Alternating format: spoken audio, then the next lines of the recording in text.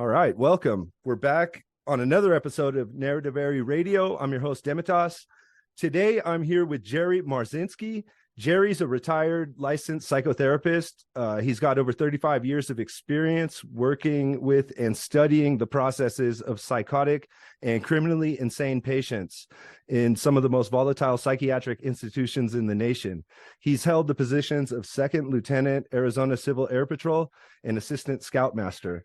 His formal academic training is a BA in psychology from Temple University. He has a master's degree in counseling from the University of Georgia and 2 years of study as a PhD in psychology.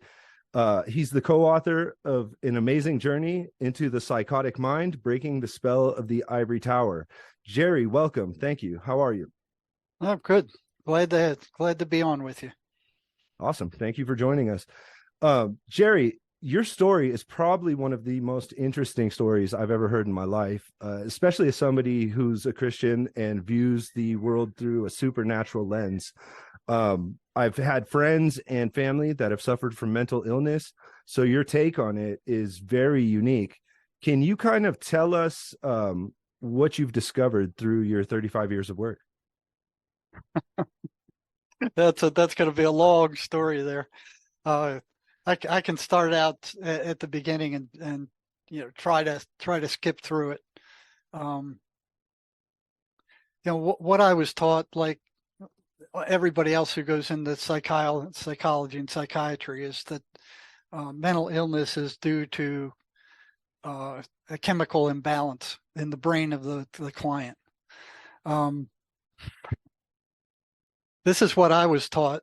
And, when I graduated back out of graduate school in the 70s, that's what I believed, because that's one thing that they didn't give us going through school, even up into graduate school, was access to a clinical population. You couldn't walk into a psychiatric hospital and say, "Oh, hey, I want to see what's going on," or you couldn't walk into a prison or a mental health center and say, "Hey, let me see for myself what's going on." So, what they did is back in the 1910, the deep state industrialists took over the medical system in the United States. They bought off the Congress. They got the Congress to make laws that no medical school could graduate anybody that wasn't teaching pharmacological medicine. That means the drug companies were involved, So, they knocked out most of the medical schools at the time, and they knocked out every other kind of therapy there was: electrical therapy, naturopathy, Tesla's violet ray, and his medical stuff that he was working on. They outlawed all of it. So here they are. They captured the American Medical Association with their deep pockets and their money. And from then on, they're teaching pharmacological medicine. It all is centered around pills and big pharma, and they're making a fortune on that stuff while knocking off everything else. So, as time went on, they were blaming schizophrenia on all kinds of stuff. At first it started off where it ended up is with, evil spirits possessing people. And then as the scientific revolution moved into play, then that spiritual stuff started being knocked out, and they started making up other reasons for schizophrenia and the voices these people heard. They started out, blaming mothers, the mother did something wrong, and then they skipped over to blaming genetics, and they couldn't find anything wrong with genetics. And then in the 1970s, one of the big pharmaceutical companies, these people are desperate to find a physical cause for schizophrenia to justify the use of their physical drugs. So there was a big battle between neurology and psychiatry, and psychiatry was losing out because they had nothing that really worked. They put you on the couch and talk to you, and it really didn't solve the problems. Just like today, the regular psychotherapy doesn't really work all that well. So they moved over when it was probably in the 40s, maybe before that, or the end of the 18th century, where they discovered phenothiazine in the labs of Europe, the dye labs. I mean, these people were dyeing clothes, and they were getting all gorked out. So, somebody said, well, let's find out what this is. And they extracted the phenothiazine from these dyes, and they wanted to test it on the patient population in Europe, and the psychoanalysts wouldn't let them do it. They said, that's a waste of time. It's stupid. We're not going to allow it. So they came over to America, and they tried it on a psych hospital. And lo and behold, they tranquilized the entire patient population. These guys weren't causing problems. There were no more fights. Staff weren't getting beat up. They weren't beating each other up. So basically, they just tranquilized them, till they didn't cause any problems anymore. So they became zombies, basically. Semi-zombies, and this was great. They were able to reduce the amount of staff they had in these hospitals. They didn't have as many fights. Nobody was getting hurt as much. Their costs were greatly reduced. And they consider, oh, this is a miracle drug. So psychiatry scarfed it up as their own, and it developed until what we have today. Problem is, they had no idea when they started using it here in the U.S. how it worked or why. The 10 years went by and they had no idea why it worked. They knew it worked, but they didn't know how, or they didn't know why it worked. So they're still looking for a physiological cause for psychosis. That they needed some way to justify the use of their drugs on this thing. So they wanted to elevate schizophrenia up into the domain of a actual disease. And the rest of the medical community said, no, it's not a disease. There is no germ. There is nothing that we can find to treat. There's nothing there that, you need to find something. They couldn't find anything. They couldn't find a schizophrenia germ. They couldn't find a cause. So in the 1970s, one of the drug companies just made one up out of thin air. Oh, it's a chemical imbalance in the brain. Because these pills work and they sedate these people, there must be some physical cause, because it's physical pills that, are calming these guys down. So it's got to be a chemical imbalance of the brain. That's a criticism I've heard, not just for schizophrenia, but for other mental illnesses also. Yeah, it goes for all of them. Yeah. So, when they brainwashed tens of thousands of students, psychologists, psychiatrists believe it, they came up with their DSM 3, 4, and 5, their dictionary of mental illnesses, which is all completely made up. Every single one of those 295 mental illnesses in that in their psychiatric Bible of mental illnesses are completely made up. They're fabricated. They make it look real official. They put these big psychiatric names on there. They put on these numbers to kind of categorize it. It looks awful official, but there is not a single test. There's no lab test. There's no any kind of test that will verify any of those diagnoses. None. So what they did was took the whole normal curve of human behavior, and they cut it up into segments, and they pathologized those segments, saying, okay, this is a disorder, this is a disorder, they had, I believe at one time they had Southern Bell syndrome on there as a pathological disorder. They had mental retardation on there as a psychiatric disorder. They had mental retardation on there as a psychiatric disorder. And when people rebelled, they just voted them off. They vote them on, they vote them off. And what I heard was that, they meet every few years, and it's like a tobacco auction, where the guy comes in, he goes, hey, I got a new psychiatric illness here. This is what it looks like, and this is how we define it. And then they vote on it. And if everybody agrees, they put it in their Bible. And so the number of psychiatric illnesses have been increasing steadily, so they're pathologizing almost everything. And the problem is they don't have a cure for any of it. Yeah. Those pills they give, they're the whole psychiatric armada of pills. They don't cure anything. They merely suppress psychiatric symptoms.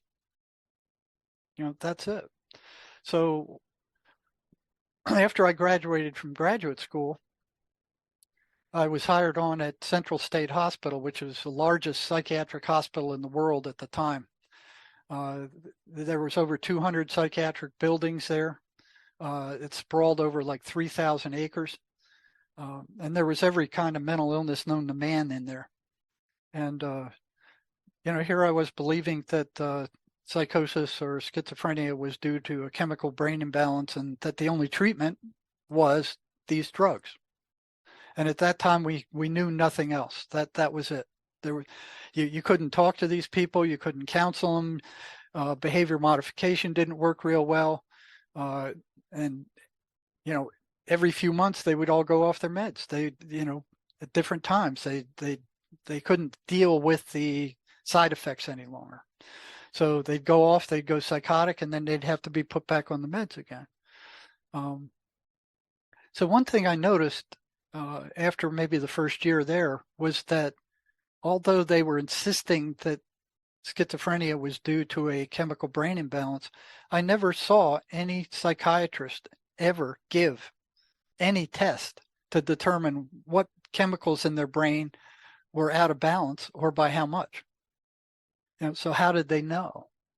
And I asked one psychiatrist that, how do you know what's out of balance or by how much if you're not given any tests? And he goes, well, the pharmaceutical industry figured it all out for us. Well, And I'm like, what? It's like letting the fox in the hen house, and the fox is ruling the hen house. It's like, I later found out that there were no tests that existed. And they didn't even know what the baseline or what the chemical imbalance of the brain should be, let alone what was out of balance.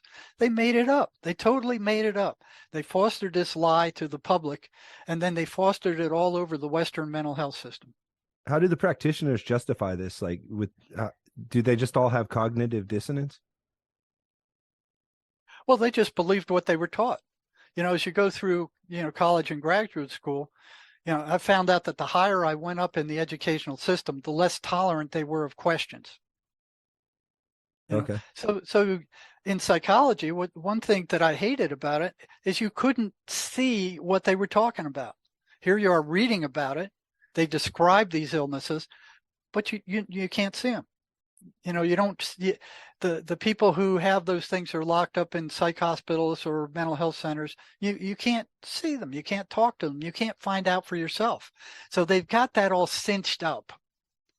And the entire time that I've worked on the front lines of the mental health system here in the U.S., there was not one researcher I ever saw that came to the front lines to look around for themselves. They wouldn't have been allowed in. They won't let them into, if you walk into a psychiatric hospital and say, hey, I'd like to look around, talk to some of these guys, they're not going to let you in there. They're not going to let you into the prisons. They're not going to let you into the mental health centers. It's sewed up. It's cinched up. So it's like a sealed system, and they just keep fostering these lies to keep it going. Oh yeah, it's a chemical imbalance in the brain. It was a complete fabrication, as well as their directory of mental illnesses. So it's like, okay, if it's not a chemical imbalance, then what is it? They don't know. They have no idea what causes schizophrenia. They have no idea what causes any of these other things. They'll come up with all these fancy titles and numbering system. But there's no way to verify that other than what they say. Matter of fact, I just saw an article printed, came over a news system today where psychiatrists are saying that people who are unvaxxed in Canada are mentally ill. So that tells you what kind of people these people are. So they lie about, the cause of mental illness. They lie about their medications. Their entire DSM is a lie. It's all friggin' fabricated. So it's like, I started asking questions of the patients when I got to the psychiatric hospital. I started asking them, okay, why do you go off your drugs? They said, well, we can't stand the side effects. Okay, yeah, the side effects are awful. That's a legitimate answer. However, to me, it looked like florid psychosis when they lapsed into a florid psychotic state was much worse than the side effects of those drugs. So I started a questionnaire. Every single one on my caseload who went off of their drugs, I interviewed, and I asked them why. Their first answer was, I didn't like the side effects. Okay, fine, understandable. Okay, then I gave them a sheet, and I said, write down all the nasty side effects you had from your drugs. So, all of them had different side effects. But they put down a handful of side effects, I didn't like this, dry mouth, blurred vision, sexual dysfunction, feel like a zombie, I can't think straight, those. So I took that sheet back, and then I made up a check sheet from the DSM of all the symptoms of florid psychosis, schizophrenia. And I said, okay, check each one of these that you experienced. And they were horrible, hallucinations, monsters attacking them, paranoia, the voices telling them that somebody's outside their door trying to kill them, hallucinations of monsters entering their room, shadow people. I mean, it was like a friggin' nightmare. So they checked those off, and then I hand them back to them. I said, which is worse? And every single one of them said being psychotic was much worse. And I said, well, then why do you go off your drugs? Not one of them could answer that question. That went on for 3 solid years. I started feeling like a lunatic myself, asking them the same question over and over again and getting the same answer. Until one day, toward the end of the 7 years I spent there, one gal who was doing good in her class, she was in a cosmetology class. She was doing good. She was about to graduate. And that's one thing they all did too. They all sabotaged themselves, or most of them. When they were about to succeed at something, they would sabotage themselves. So she did that. And then this was the 3rd time she went off her meds. So we had kind of like a ruling. If you go off your meds 3 times, you get discharged. If you're not going to take your meds here where they're being handed to you, you're not going to take them out in society when, you'll be dependent on to take them yourself. So we were about to discharge her, and her mother calls me and says, please don't do that. I can't deal with her. I've had her for years, and I can't handle this. I'll come up there and we'll talk to her. And I wasn't sure that was going to do any good, but I agreed to it. The mother showed up one Friday afternoon, and we brought the patient in, and the mother was there, I was there, and both of us are imploring her, why did you go off your meds? You knew you were going to be discharged if you went off your meds again. Why did you do it? You were doing good in your classes. And her mom's begging her, and I'm saying, tell us what it is. And she said, well, you won't believe me. And I told her, I said, I've seen some pretty weird stuff since I've been here. Try me. Try me, yeah. And so she said the voices told me that the psychiatrist was poisoning me, and that the side effects were the effects of the medicine poisoning me. And he's trying to kill me. It was like half true.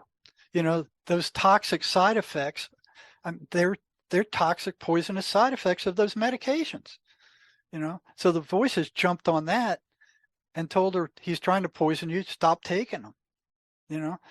And one thing I saw when I first got to that hospital was that psychiatrists were being beat up by patients at a rate much higher than anybody else. Much higher than psychiatric nurses, than medical doctors, than psychologists. It was the rate of assault there was equal to that of attendants who were around these patients 24 hours a day. And yet in 20 minutes every week or 2 weeks, these psychiatrists were doing something that would trigger these guys into their attacking them. And it didn't make any sense until this gal told me that, so I could see where they would, if they felt that they were being poisoned, that they would attack the psychiatrists. One of the things that you said that I found very interesting is that psychiatry can't explain how thoughts originate. Could you kind of talk about that a little bit? Well, neither psychology or psychiatry have any idea where thoughts originate. Nobody's ever pulled a thought out of somebody's mind and plopped it on the table and say, hey, look what it is. Thoughts are energy. We're energy. Your spirit is energy. So you can't treat a physical, energetic illness, because the voices that schizophrenics hear are energy also. So you're an energetic being or a spirit driving a physical body. So schizophrenia is not a physical disease. It's a spiritual disease, and it's a spiritual war. It's not a physical war. The only thing those drugs do that psychiatry gives them is to suppress the symptoms. It tranquilizes the patient. It doesn't get rid of anything. It doesn't cure anything. And these guys are making, billions of dollars every year on the sale of these antipsychotic drugs alone. Now they got, 300,000 kids in the United States on these drugs. And they, not only are these drugs don't cure anything, with long-term use, they are actually rotting out your brain and your peripheral system. But they don't know anything else to do, and neither does psychology or psychiatry. It's only recently where a system called the Mace energy method has come into effect that takes into account your spirit and can find where these traumas that these voices feed off of are and discharge those traumas. So the voices that these people hear are not hallucinations. They run very clear and concise patterns. So psychiatry just jumps up along with the pharmaceutical industry and go, based on sheer arrogance and nothing else, they go, hey, we hereby declare that the voices that schizophrenics hear, because we don't know what else they could be. And the schizophrenics have been trying to tell them for decades, if not hundreds of years, that the voices are very real, and they won't listen to them. They just, okay, you keep talking to us about voices, we're going to drug you down even worse. So psychiatry and psychology have done no research on the voices at all. Matter of fact, 2 times while I was in the state hospital working there, or it was the state hospital, where I started asking these people, what are the voices telling you? What are they saying to you? Because I suspected that it was the voices that were driving their behavior one way or another. And, they were started talking to me about it. And twice where that news got back to psychiatry that I was asking the patients about their voices, I was pulled up on the carpet in their office and told, the voices are hallucinations. What you're doing by asking questions is just reinforcing those hallucinations, and you're making the patient worse. And I was ordered to stop asking questions about their voices, but it was too late by then. I already noticed that they were starting to run patterns. So if a phenomena is running patterns, hallucinations are random. They're all over the place. They're positive, they're negative, they're neutral, they're everywhere. They're just all over the spectrum. Patterns are not. So the first pattern I noticed with the voices is where they were consistently negative. So that didn't make any sense. The second pattern I noticed that they were anti-religious. They didn't want anything to do with the Bible. They didn't want anything to do with preachers or any kind of spiritual anything. It was like they just reacted violently to anybody trying to read the Bible or go into church. Is this specifically towards Christianity, or do they also have an aversion to other spiritual practices? They have an aversion to all positive spiritual practices. I've heard from Muslims, it's the same thing. They don't want them going to prayers. They don't want them talking to God. They don't want them praying. That's one of the first things I noticed was that I was working in it's called the Yarborough Psychiatric Rehab Center at the hospital. And I noticed that when the chaplain gave an ice cream social for the patients to go down and socialize and have ice cream and cake, that none of the schizophrenics went. They stayed up on the dingy ward. It's like, well, that's odd. So after I saw that about 3 times, I went, what is that? Why is that? And I started asking them. I'd go around to the ones who were in, why aren't you down there with the other guys? You don't get cake and ice cream here very often. Why you? Oh, I don't like preachers. I don't believe in God. I don't want to be around those kind of people. Well, my prayers have never been answered. God, I don't know if exists. So they were anti-religious, and I found that odd. And then one patient told me that when the voices attacked him, that he started praying the 23rd Psalm. And he said that the voices hated that. They hated it with a passion. And I'm going, why would a hallucination hate the 23rd Psalm? And the other thing was, why are these hallucinations, these so-called hallucinations, why are they consistently negative? What holds them in that negative track? Why aren't they all over the place? Why, And so here comes this other information in saying, well, they don't like religion. They don't like God. They don't like Jesus. They don't like any of that. And then somewhere along the line, I met a clinical psychologist who was working in a private psychiatric hospital in Northern California. And he was a Swedenborg aficionado. And Swedenborg was a Christian mystic that lived some 300 years ago. So he would disappear, go into a trance for 3 days in a row, and then he'd come back and he'd write about who he met in heaven and who he met in hell. And he wrote a book called Heaven and Hell.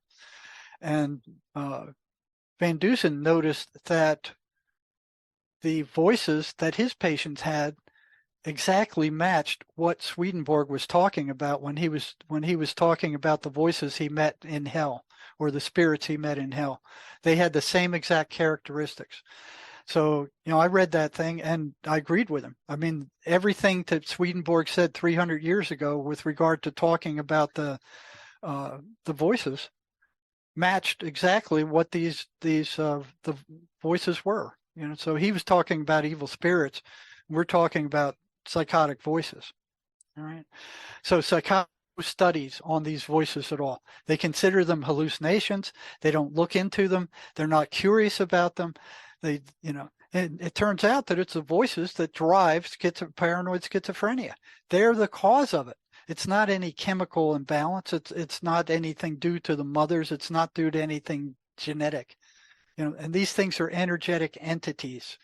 Where they are, there is no time, there is no space, and there is no matter. So pouring antipsychotic drugs on top of them, it's like pouring syrup on a radio receiver. It mucks up the receiver, but it doesn't stop the transmissions from coming in. Right? So it'll gork up your brain, but it doesn't get rid of the voices. So it's akin, you have if you have a big magnet, you have a magnetic field. You can't see it, you can't touch it, you can't smell it, you can't feel it. For all practical purposes, it doesn't exist until you get maybe a glass of iron filings and you put it on the magnetic field. Then you can see the field forming, but you're not seeing the actual field. What you're seeing is the iron filings that are affected by the energy in that field. And that's exactly what we're seeing with schizophrenia. You're not seeing the entities that are causing this. You're seeing the effect that they have on the human energetic field. And like the effect with the iron filings, the effect of these entities run patterns, just like a magnetic field runs patterns. There is no time, there's no space, there's no matter where they're at.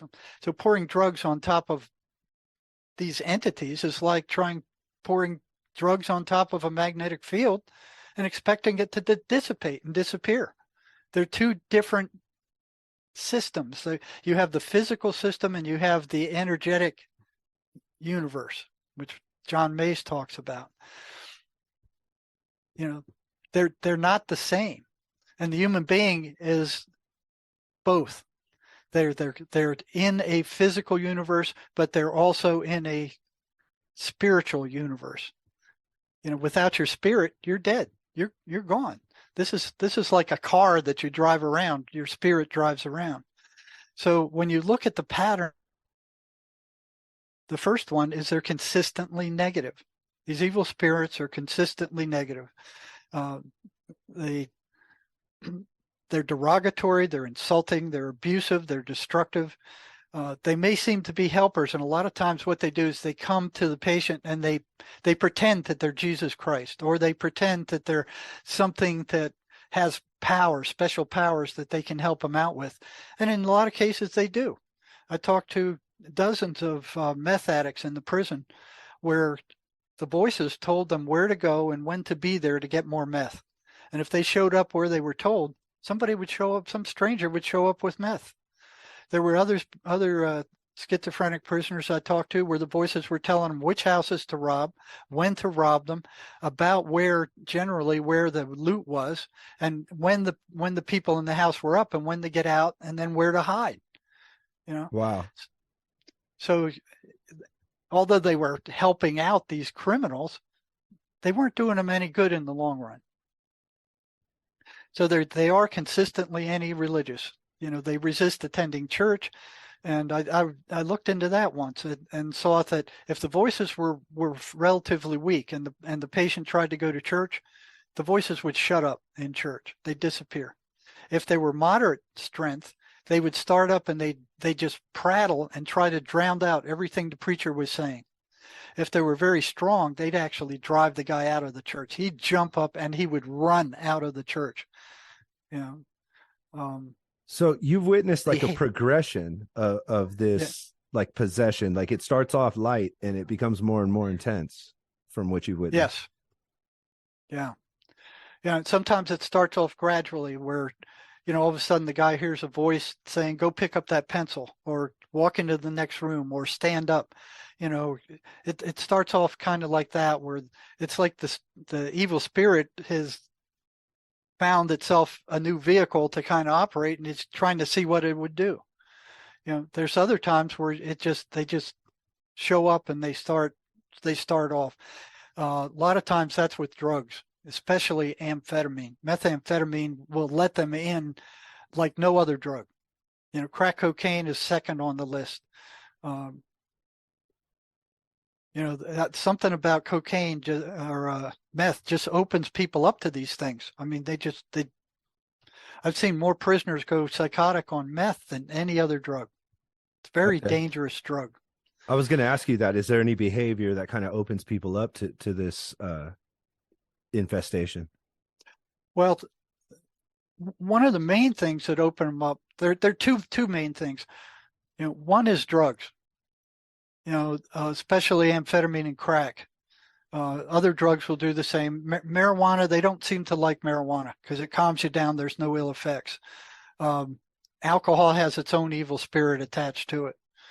The other thing is abuse. Physical, sexual, and psychological abuse will open up people to this stuff.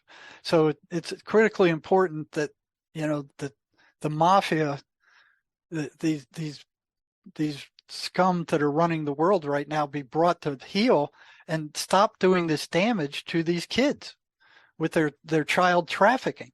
They're destroying these kids. They're destroying them.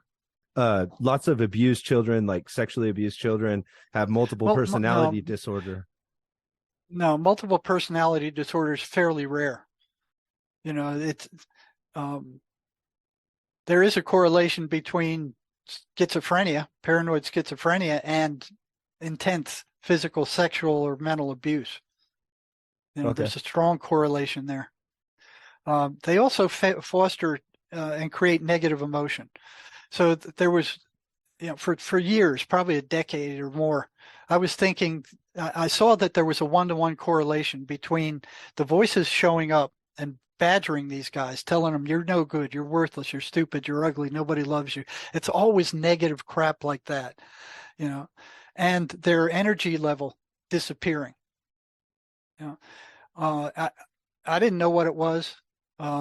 They didn't know what it was, but it was a phenomenon that was happening. So I just assumed that their energy level was disappearing when the voices attacked because of the ugly things that they were being battered with all the time. So if I was hearing entities screaming in my mind all the time, you're no good, you're ugly, you're stupid, nobody cares about you, look at all the stupid things you did, and it just went on endlessly. I would think that would have an effect on my energy level. But then there was one day I walked into the prison. At that time I was assigned to the jail for the prison, so it was like the worst of the worst went there. From the entire prison complex, the worst of all the prisoners went to this unit that I was assigned to. And one day I walked into my office, and here was a letter from one of the inmates at that unit that was stuck in a small cell, maybe 20 by 20, if even that big, with a florid psychotic guy who was talking to the voices all the time. He wouldn't sleep. He's pacing the floor all night. He was bizarre. There was no communicating with him. And he caught this guy standing over his bed and just staring at him in the middle of the night, like 3 or 4 in the morning. And it freaked him out. Yeah, it would freak me out. I guess it would. And yeah, it freaked me out. So he sent an inmate letter over to me and said, help me, help me. I got this lunatic trapped in the cell with me, and there's nothing I can do. And apparently he complained to the guards also. And so the captain who ran that unit also sent me a letter and said, come on over and do something with this. So I did. I went over there, and I first I pulled out the guy who sent the first letter saying, this guy's bizarre. He's standing over me at 3 in the morning. And I watched as he came out of his cell, and he just kind of bounded up the steps, walked briskly over to the interview room, sat down, and he had plenty of energy. And I looked up his record before I went over there, and what he had done was he snitched off one of the prison gangs. I forgot which one it was, the Aryan Brotherhood, I think it was. And the guards confiscated all their drugs, and they broke up the gang, and they sent the gang members all over the state. So they really destroyed that gang. And the ones that were left over were furious. They wanted that guy dead. They'd already stabbed him once, and he was put over there for protective custody. Okay. So, he was sane. This other guy was out of it, So after talking to the first guy, he had plenty of energy. He was very nervous. He was somewhat paranoid, and he had a right to be. But his verbiage was brisk, and it wasn't scattered. It wasn't all over the place. His communication was straight. When I was finished with him, I went, well, okay, well, I'll do what I could to help him out. I don't know, they don't listen to psychs. They think that psychologists are bleeding hearts in there. So then I pulled up his cellmate, the psychotic guy, and he was struggling to make it up the steps. He was using the handrail. He was slow. He was uncoordinated. He drug his feet as he walked over the office. He sat down in a chair and he slumped over. It was clear he didn't have any energy. His speech was slow. I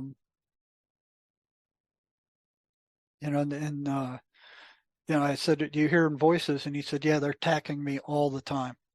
And he wasn't on any medications either. So after doing the interview with those two guys, I mean, it was a perfect experimental situation. They were in the same cell, being fed the same food, with the same guards, in the same physical environment. Everything else was equaled out. There wasn't any interfering factors. It was a perfect experimental situation, them being in the same cell, in the same environment. And after I walked out of there, when it's not the anxiety, where it was.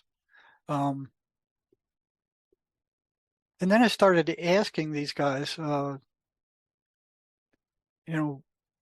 does your energy go? They would say, I don't know. They were being blocked from seeing that it was the voices that were taking their energy. And then what I found years after that, I worked my last 10 years before I retired, I was working psych crisis in the big hospitals, in the emergency rooms around Tucson. And I noticed that I was trying to give these guys as much information as I could to help them without triggering psychiatry where I would get in trouble, because I know what psychiatry would say if they found me telling these guys the truth. And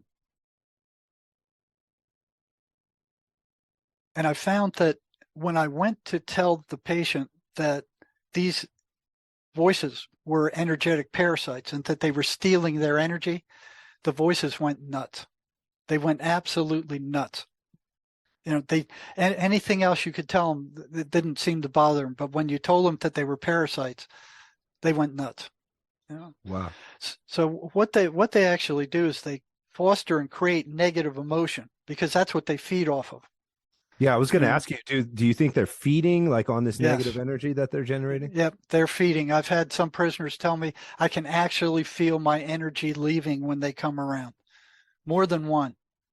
So they consistently work to create a prolonged negative emotional state where the victims are angry, anxious, paranoid, guilty, and shamed. They do this through the insertion of negative thoughts into their mind stream.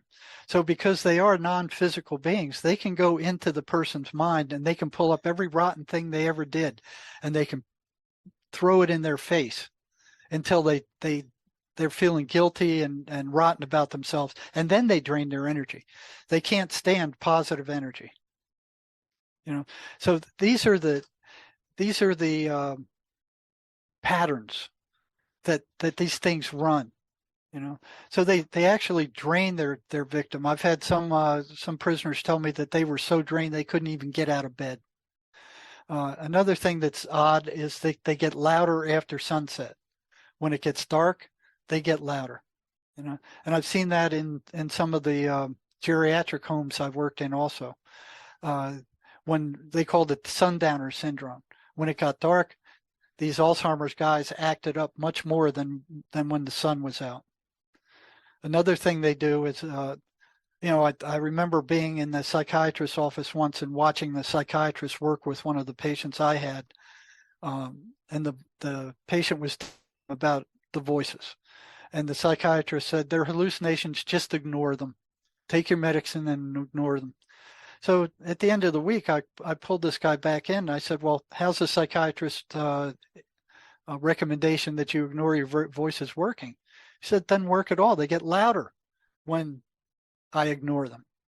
So, I didn't take anything at face value the first time I heard it. What I'd do is I'd start calling in the other people that I had on my caseload who were also schizophrenic and hearing voices, and ask them, when you ignore your voices, did they get louder? Every single one of them said yes. So they won't be ignored. They don't want you to ignore them. And if you try, they get louder. They get more persistent. So, if you look at these things like evil spirits, which is what they are, these are like the magnetic field where the iron filings are arranged. This is the effect. This is the energetic effect on physical reality of these entities. They foster self-destructive behavior. So they get these people to sabotage themselves. I don't know how many patients we had that were about to graduate from a vocational class, and they went off their meds, or they did something else bizarre to get kicked out of class. It's almost like they don't want the patient to succeed at anything. They want them to fail. They foster isolation. They make it hard for people to be around others, for people who hear voices, because they try to hold a conversation with somebody, and yet they're trying to concentrate on the conversation they're having with that guy, and the voices are going well, so they get confused, and it's easier just not to be around other people. They tell other people that they tell husbands that their wives are cheating on them. They tell wives their husbands are cheating on them. Boyfriends, girlfriends, they're cheating on each other. They make up lies just to upset people. They want them to isolate themselves away from everybody, and that's the worst thing they could do. So a lot of schizophrenic patients, you'll see they lock themselves in their room and just sit in their room by themselves. They don't want to be bothered by anybody. They don't want to interact with anybody.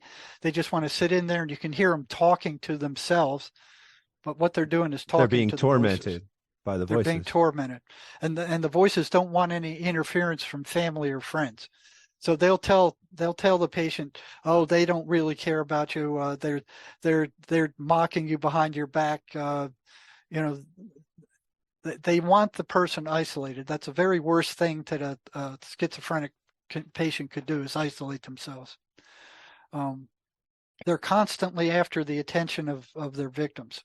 So, they're saying, look here, or, do this or do that. They want to take control of the attention of these people. So they're constantly maneuvering for increased control. And you can't believe anything they say. They're consummate liars. They lie about everything. You can't trust anything they say. There's 2 patients I've heard of where they told the patient, if you gouge out your eye, we'll shut up and we'll never come back. And as soon as they did that, the voices showed back up and went, you stupid fool, you listen to us. Look at what you did now. You maimed yourself for life. Nobody's going to want to look at you now. You're stupid and you're ugly. And started mocking them for following what they said. Wow. So this is the malevolence of these things. They gaslight the victim. There was one guy where the voices told him that he had murdered somebody. And he wasn't sure whether he had or not because his memory was shot. So here he was in this dilemma between the voices telling him he'd murdered somebody, and every time he saw a cop car, he'd get paranoid thinking, okay, they're looking for me. And the voices would say, yeah, they're looking for you. Hide over here or hide over there. And he thought about turning himself in, and then he went, well, if I do, and if I murdered somebody, they're going to send me to prison. So they had him in a catch-22, gaslighting him. They'll do that if they can. The strange thing, like I told you, is they have complete access to the patient's memory. They can go in there, pull up every rotten thing you've ever done and throw it in your face over and over and over again. That doesn't happen with animals. You don't ever see an animal blaming itself for anything it did. I mean, something bad happens to them, they look around. If it's gone, they shake it off and they go back on with their lives. People aren't like that. They demand that the victim not tell anybody about their presence. They don't want to be known. And one of the biggest battles that schizophrenics have is telling the difference between the voice in their own head, their own thoughts, and the voice of these entities. Because since they can insert thoughts into your mind, they want you to believe that they're your thoughts. And we're taught from the time we're kids that every thought that comes into your mind is your thought. Whose else's thought can it be? Yeah. It belongs to you. That's far from the truth. Swedenborg points that out over and over and over again. The thoughts coming into your mind, the negative thoughts are not yours. They don't belong to you. They belong to these entities, these demons that put those thoughts in your mind and make you think that they're yours. So everybody experiences this. I mean, you walk around and nothing special going on. All of a sudden you get this terrible thought come into your mind to do something awful or to attack somebody and it's just like something you would never do on your own. I was talking to a preacher once. He was standing at the edge of the Grand Canyon and he had a thought come into his head, jump, jump. Yeah. Another one would be like, I wonder what would happen if I drove my car into oncoming traffic. Stuff like that. We all experience those. Those are not our thoughts. And it's clear they're not your thoughts because they give you the willies. You go, I'd never do anything like that. Where'd that come from? And it just shakes you up just to have that thought. Like, how could I even think such a thing? It didn't come from you. And schizophrenics have that all the time. These entities are putting negative thoughts in their head constantly. And if they don't know how to tell the difference between those and their own thoughts, it's a big struggle. A lot of them intuitively feel that that isn't who they are, but they're being, they've been taught by psychiatry, that they're your thoughts. Your brain's broken. You got a chemical imbalance in your brain. And we're taught from the time we're kids, that every thought that comes into your mind is yours. So it makes it much harder, to decipher. But every negative thought about yourself or somebody else comes from the dark side. That's one way to tell. We're all positive spirits at the core. Anything else is exterior to our spiritual core. Is an attack. So negative thoughts coming into your head belong to them. They don't belong to you. Now they're going to try to convince you they're true. The other thing is the intention of these negative entities that are putting these thoughts into your head is not the same as your intention. They want you to do something that is bad or is not going to work or is bad for you. And they'll try to convince you otherwise. They'll try to get you locked up in prison. If they can get you locked up in prison, they got it made, because they don't have to work anymore to generate that negative emotional energy. It's a totally negative environment, and it produces negative emotion constantly. It's a feeding trough for them.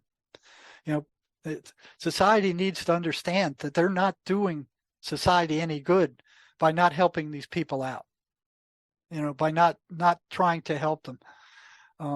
Have you ever witnessed a case of like someone who's being affected by these evil voices, evil spirits? Can they transfer to another person that was previously unaffected?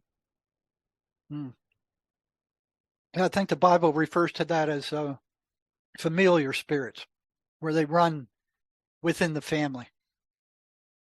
I know they can affect the behavior of other people around the person who's possessed by them. They can.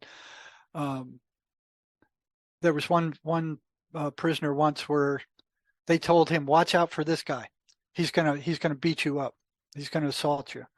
And a couple of days later, this guy was in the bathroom, and he'd just taken a shower, and he was flipping the comb through his hair and throwing all the water out of his hair. That guy that the voices pointed to just came through the door just as he did that, and he sprinkled the guy with water from his hair, and the guy attacked him just like he said. But for the most part, you can't believe them. They're liars. They lie about everything. They won't keep their bargains.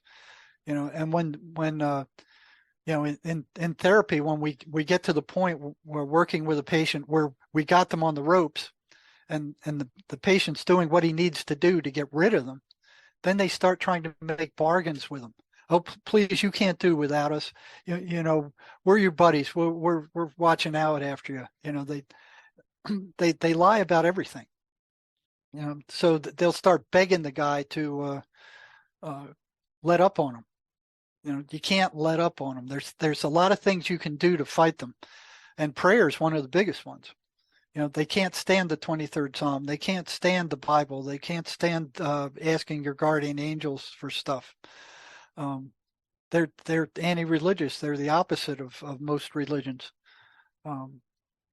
You've successfully cured people of this affliction? Oh, yeah.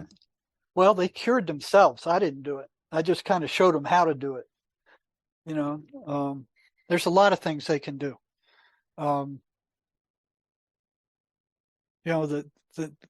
They need to be able to ferret out what's their thoughts and what are the thoughts of these entities. That's the very first thing they need to do. Once they know that, they need to be aware that these voices are consummate liars and that they can't trust anything they say. So they have to come back at them with, "That's a lie. That's a lie. That's a lie." So that's different from ignoring them. You're kind of acknowledging them, but saying, "You're a friggin' liar. I can't trust anything you say. So, I'm not going to act on anything you say. I'm not going to think what you want me to think, because you're just made up of pure lies all the time." And if they're not pure lies, they're just trying to hook the guy, with something. But they're consummate liars. They lie about everything. So a rubber band will shut them up. A lot of times they will make the patient forget what he's supposed to do to fight back against them. And you have to fight back against them. You can't just lay there. They're like bullies that knock you down and then they just keep kicking until you get up and fight back. So yeah, I've had a handful of people in the prison and a few in private practice that have completely gotten rid of them. The others have got to the point where they go, okay, I know what to do. I think I can handle them now. There are ways to get rid of them. And then on top of that, what they feed off of is that trauma, like we talked about earlier. Okay, so there's a new energetic therapy that's come out recently, well, within the last 16 years, that the mainstream is totally ignoring because it actually works, where they can go in and they can use the spirit to find where that trauma is and to discreate it. So it's no longer charged with a negative energy to influence these people. So the combination of, fighting back against the voices and then removing what they feed off of, because they feed off of these traumas, and they will trigger these traumas over and over to feed off of the negative emotional energy that they generate. So it takes both. It takes, a knowledge of what they are, how they work, and, these patterns that they run. And to finish them off, you have to go in and start discreating those traumas. And the Mace energy method is the only method I've ever seen that works to do that. So the combination, and they will recover. They won't have to go on any meds ever again. So as soon as I saw what Mace could do, I adopted it for my practice right away, and I've been using it for 3/4 of a year now, and it produces remarkable results. So there is a way to get rid of them, but the patient himself has to do it. I mean, we can guide him, but he's got to do the work. Even with the Mace method, we can show them where to go, we can tell them what to do, but they're the ones that has to do it. Nobody. And what I've seen with exorcists is, they can pull them out, but if the patient doesn't change and get on a positive spiritual path and change their frequency, they will come back twice as bad, just like what the Bible says. You clean out the room. If you don't fill it with good stuff, then these evil things will come back twice as bad. And I've seen that over and over and over again, where they go, oh, okay, I got rid of them, I'm fine now. I don't need to go to church. I don't need to read spiritual stuff. I don't need to start moving on a spiritual path. And they just go along like, okay, I'm cured. Just like when you take antibiotics and you get rid of an infection, they think it works the same way. It doesn't. If they don't keep working and moving on a positive spiritual path, these things will be back, and they'll be back stronger. When these people are being afflicted by these voices in the Bible, when it speaks on demonic possession, it talks about how there's multiple evil spirits, like Legion. Is that something that you've also noticed, that it's multiple entities affecting one person? Well, it ranges. It ranges all the way from one strong one to 2 to 3 to patients I've talked to that had hundreds. And those guys are in bad shape. The ones that are hearing hundreds of them, and they're all different kinds. There's the kind that where these people can actually feel this entity raping them, both males and females, and there's nothing there, but they can feel it. So it's like a succubus or incubus and succubus kind of thing. Yeah. I had one female patient that she was the top saleswoman for a furniture company, and they were attacking her so bad that she had to leave her office and go back to the warehouse somewhere until the attack finished. I had one prisoner who, he said he was being attacked by a evil female spirit that was raping him all the time, and it never said anything except breathing heavily in his ear. And I'm like, well, I asked him, I said, well, you must be the envy of everybody on the prison yard. And he said, no, it's not like that. When they're doing it all the time, 24 hours a day, it never stops. It's a hell. It's a type of hell. What about physical, like injuries or anything like that? Like I know, I've seen that too. I remember I had one prisoner, he come in, he goes, they attacked me last night, and they scratched my back, and he said, you want to see? And I said, yeah, okay. He took off his shirt. Here's like 4 scratch marks, like 4 fingers just went across his back and just ripped his skin open all the way. I talked to one the other day who had that happen to him in the past. So yeah, they can cause physical injury.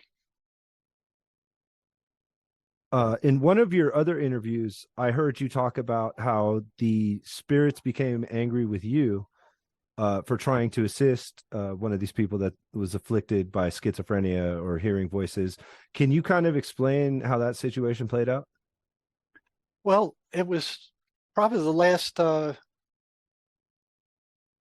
10, 15, probably the last 15 years I was working is when I was talking to these people and telling them about the voices and telling them that they were parasites. I could feel this icky electrical energy just surround my body. I mean, there's no other feeling like it that I've ever experienced. It's just like this icky electrical energy that I can feel it, just vibrating. And it would vary with the intensity of the anger of these voices.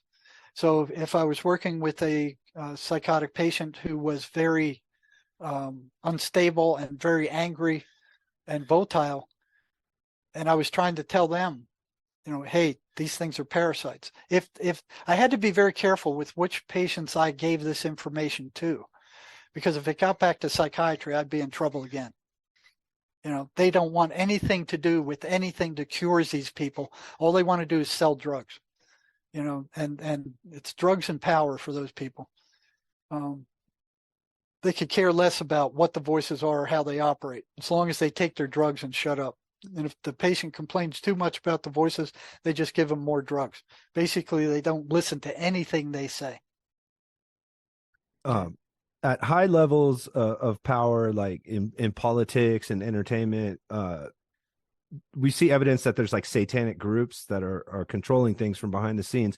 Do you believe that psychiatry and psychology is aware that these are demonic spirits and that they're like a satanic group maybe that are trying to shut down any conversation about it? No, that they think they're hallucinations.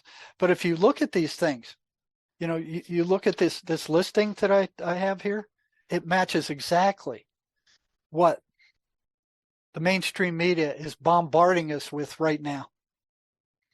It's the same kind of stuff. You look at it's constant negativity, constant fear, anti-religious. They're locking people out of churches. They're in Canada. They stop people from going to church. They foster and create negative emotion. You listen to what they're saying over there. Oh, people are dying. They're dropping all over the sidewalk. When they started this bull crap with this virus, they were showing movies of people dropping dead on the street in China. Yeah, it was all made up. I remember. It was all made up. Totally made up. They energetically drain their victims. You listen to this crap long enough, and you're going to be drained. You can't ignore them. Almost everything you turn on the TV, you turn on the radio, it's the same crap. They're bombarding you. They're foster isolation. Stay away from people. Stay 6 feet away. Anybody who's unvaccinated, get away from them. They want us isolated. It's the same entities on a macroscopic scale. They demand the attention of their victims. Look at the mainstream media. Constant bombardment, the radio, computer, television, it's all the same crap. They maneuver for increased control over their victims. Look at what China's doing. Look at what they're doing all over the world. They're locking down their populations. They're controlling these people and making them bow to their will. They're gaslighting constantly. They're constantly manipulating their perception. All these things match one-to-one. It's a one-to-one correlation. Between what the voices are telling schizophrenics and what the mainstream media is feeding us right now. So what we got going on the planet right now is a vicious spiritual battle that is taking place all over the globe. And if we lose it, we're screwed. So the other thing, they don't want people telling others about their presence. The voices tell schizophrenia, you tell anybody about us, and they're going to lock you up and fill you full of drugs. And unfortunately, that's what happens. And then look at what the mainstream media is doing, is lying about all the stuff that these politicians are doing under the table. You know, it's lie after lie after lie after lie. You know? So just like the politicians, the voices are consummate liars. So they are running the political system around the world right now. You know, Yeah, I could maybe, definitely get behind that idea. yeah, maybe with the exception of Russia that's fighting against them. So they constantly steer their victims away from anything that would generate joy or happiness. They don't want them to be happy. They want them to be paranoid and upset all the time. You know, listen to the mainstream media. It's the same thing. You know, they short circuit reason.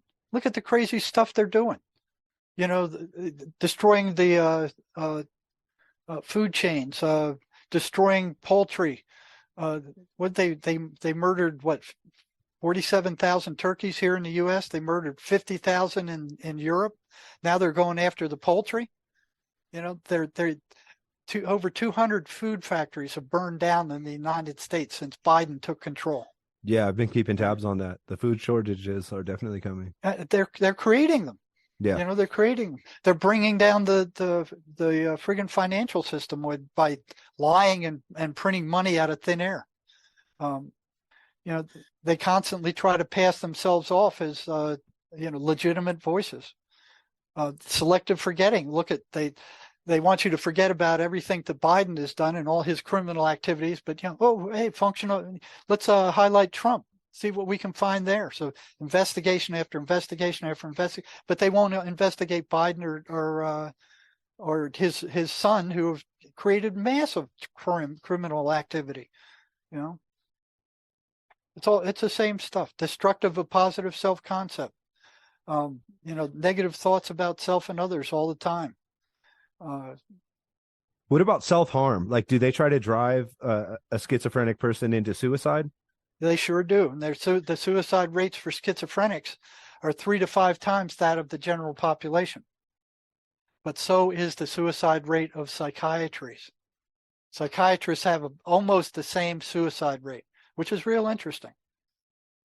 Do you believe that the medications, like you've mentioned several times, that the medications don't really work for a spiritual problem and that they're very, very harmful with side effects and stuff?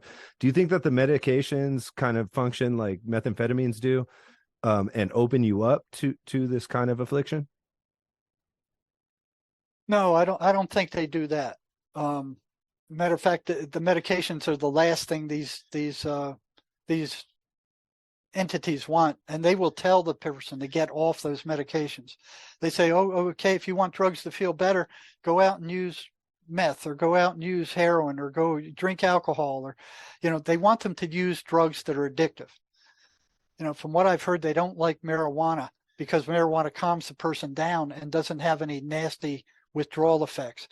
So the only time marijuana I've seen get people in trouble are people that are already very unstable, and they smoke that stuff, and it kind of just pushes them over. Okay. But they want them to use drugs where there's a nasty side effect, or nasty side effects and a nasty withdrawal effect, because they feed off of that. When the person's feeling miserable, they're generating negative emotional energy that these guys feed off of. With the aversion to anything positive or beautiful, can you give us some examples of what kind of things the voices try to stop the patient from engaging in? Well, they don't like him doing anything creative. If the guy used to like to paint, they don't want him to paint. If he liked to listen to music, they don't want him listening to music. If he liked to go to movies, he doesn't want him doing that. They will stop him doing virtually anything that gives them pleasure, except maybe for sex, that they lose control of that also. They want him to do bad things that feel good and not good things that feel good. Okay. Walking out in nature, meeting with people, going to church, anything positive they are against. They will stop. You look at the amount of control they have right now. So, right now the Western mental health system throughout Western countries is controlled by the psychiatric mafia and big pharma. And let's take a look at how that works. And this is just in the United States. 46,000 Americans killed themselves last year. 50,000 died in the Vietnam War. So this is 46,000 year after year after year after year. Between 1999 and 2019, the suicide rate increased in the United States by 33%. The schizophrenic suicide rate is 3 to 5 times above the general population. 100,000 Americans were diagnosed with schizophrenia yearly. At the same time as all this is happening, the global antipsychotic sales of antipsychotic drugs has soared to $14.54 billion in 2021 and is estimated to go past 15.5 thousand billion in 2022. And this is what we get for it. As of 2017, the psychiatric mafia had over 1 million children under the age of 6 on psychiatric drugs. And 622,000 of them were under the age of 15. 80,000 were on ADHD drugs, which is amphetamines. 85,143 were on antipsychotic drugs. These are the drugs that destroy your brain and nervous system. 558,000 were on anti-anxiety drugs. And these are kids. These are kids that they're drugging. The antidepressant market has the sale of antidepressant drugs, $15.98 billion by 2023. Global antipsychotic sales, $14.54 billion in 2021, and expected to reach $15.5 billion by 2022. And none of these drugs cured anything, nothing. They merely suppressed symptoms. That's it. This is your Western mental health center now, run by the psychiatric mafia and big pharma. Yeah. This is what we got. Yeah, no, it's shocking. Instead of something like the Mace energy system, they can get in there and actually remove traumas, actually cure mental illnesses. They want nothing to do with that. They tried to bring that. It was developed by, of all people, a merchant marine ship captain who had no psychological training. He was a genius. He just kept hammering away at how the mind worked and found that the mind doesn't work like we normally think it does. The spirit is what thinks and analyzes and talks and speaks and rationalizes. The mind's function is to take pictures of where you put your attention. And he found that the mind will create pictures of feelings and concepts. And once that's done, you can get in there and you can destroy or take the energy out of those feelings and concepts. So if the person has a belief, oh, I'm no good because of, what has happened to them in the past, the system can go in there and discharge that feeling, get rid of it, where, okay, they realize the situation that caused it, but they're no longer affected by it. And one of the strong points of it is it can go in and get the stuff that the person isn't aware of. The trauma that the person is aware of, they can handle. It's the traumas and situations that they're not aware of that they can't handle and keep being triggered over and over again.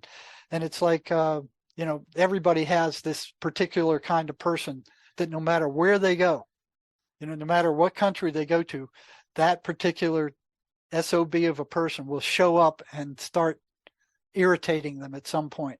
So you can't escape it. Those are the negative identities that person carries in his mind. And the ego has buried them so he doesn't have to experience those negative emotional feelings. So the ego, it works kind of like when you put your hand on a hot stove. You don't sit there and think, oh, you better take your hand off the stove.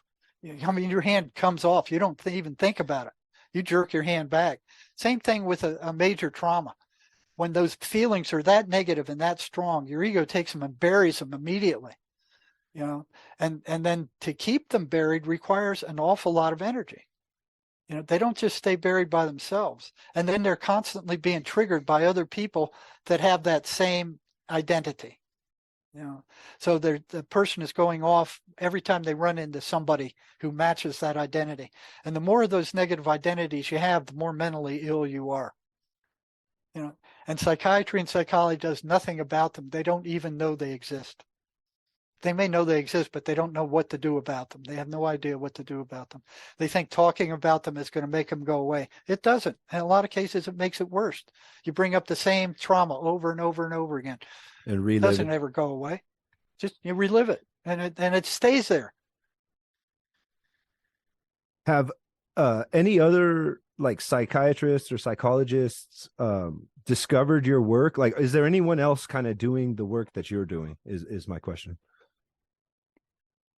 Well, yeah, I get they don't do the work, but they write and they go, this is what I thought it was. I've got a letter from a psychiatric nurse going, I suspected this was what was going on the whole time, but now I see what you're saying and I can see it clearly. I had 2 psychiatrists contact me. I've had 2 or 3 psychologists contacting me saying, yeah, we see it. We see it. But I don't, the only people I know that are doing anywhere near this work are the people who are the Mace practitioners. But a lot of them aren't aware of the finalities or the details of schizophrenia, like these patterns that run that, it's a, but that's as close as they've gotten right now. The Mace energetic system that was, the founders are in Australia. So there's a school in Australia that trains people in the Mace energy system. Okay. And that should be used instead of this psychotherapy that they're using right now, teaching in colleges. If they would replace the Mace system with all the garbage they're teaching in colleges, the human race would be a whole lot better off. A whole lot better off. I mean, it's something that actually works, and it works fast, and it's accurately, and it takes the spiritual person into account. You won't find that with psychology or psychiatry or social work. There is no spiritual aspect I think in that's any of science their in teachings. general. Like Yeah. Scientific disciplines in general. So how does the Mace energy system work? Like, can you kind of explain it or briefly describe like how it's different than conventional therapies? Well, the big thing is it takes into account the spirit. Okay, so energy flows from negative to positive. Your spirit is positive. All these negative identities that you picked up through traumas in your life are negative. Okay? So what it does is it allows the spirit to find these things. So and one of the ways it does it is you ask a specific question, and you take the first answer that comes up. Let me see if I can be more specific about that. So Mace knows that these traumas that people suffer get buried. Okay, once they get buried, they turn into a negative identity. So the ego takes them, it buries them. That trauma is still there. There's always a decision made during a trauma. So what happens in a trauma is your energy moves inward, and it focuses on you. And you go, what did I do to cause this horrible thing? Who am I in as a result of this horrible thing? So, I had, there was, especially kids that go through. There was one woman I was working with who visited another family, a highfalutin family, upper echelon, and she couldn't find the bathroom, and she didn't want to bother the adults, so she went in their pants, and then she tried to hide it under the bed. Then they caught her, and then the mother and this other lady, pinned her down and started badgering her for doing that, and that was traumatic for her. That stuck with her all her life. You're a bad person because you did this. And she didn't realize the on her. So every time that kind of situation ever came up again, it triggered her. And she wasn't aware that it was buried. So she had forgotten completely about it. So you start off with, who or what has caused you the most trauma in your life, and then the system goes and finds the trauma, and when it brings it up, it gets the feeling and the identity, and you concentrate on that identity, the decision that person made during that trauma, and if you've turned it into an image, and once it's turned into an image, the mind will once it understands what the trauma is, you say, okay, if you had to paint that thing, if you had to draw it, what would it look like? And the mind will produce an image. If the person focuses their attention on that image, the spirit will suck it back in, and it will take all the energy out of that, and it will go back to the person as clean energy. Once it's done, then the person you can go, okay, go back to that situation again. And how do you feel about it now? And they'll go, I've had it. I mean, I did it. It's no big deal. It's a memory. It's discharged. And then you go after the feeling. So here's the negative identity that was created by the decision that the person made. You destroy that first. And the second thing you go after is the feeling that was generated during that trauma. There's one major feeling that goes throughout the entire trauma. So you have them turn that into an image also. And they stay on that image and let it grow. And then as they keep their attention on it, its energy dissipates and goes back to the spirit where it belongs until it vanishes and it's gone. It's a totally different concept from anything they have in psychiatry or psychology right now. The bottom line is it works, and it works fast, and it works accurately. I've been using it in my practice for 3/4 of a year now, and I've never seen any results like it from anything. Oh, I'm sorry. If you want to know more about it, that John Mace, who came up with the system, wrote a couple of books.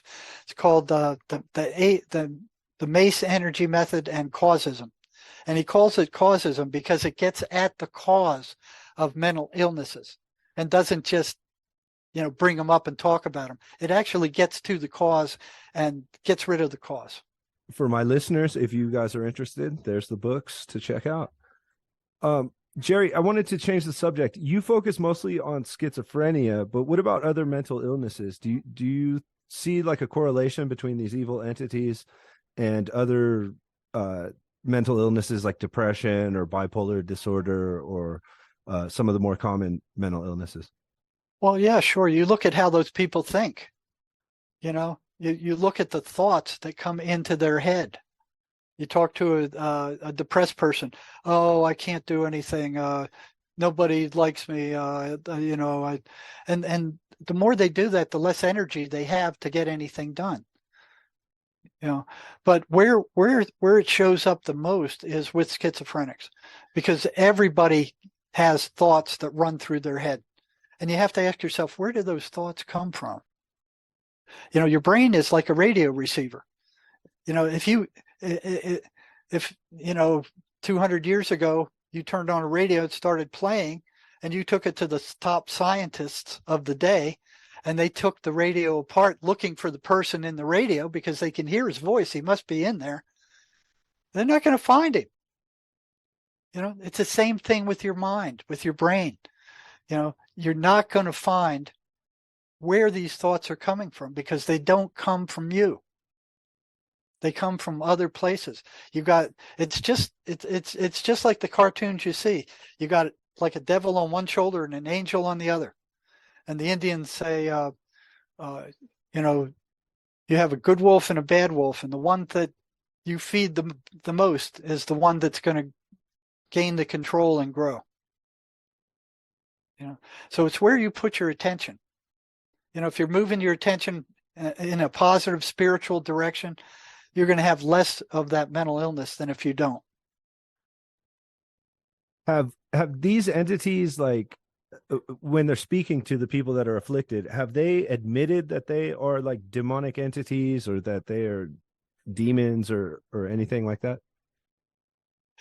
You know what? I don't think they would admit to that, because you know them by what they do. They want you to think that they are your own thoughts. And if the only time that it becomes really clear is when they feel like they really have the patient under their control, they will move from inside their head to outside their head, and then the patient will start hearing voices outside of their head as if somebody invisible is talking to them.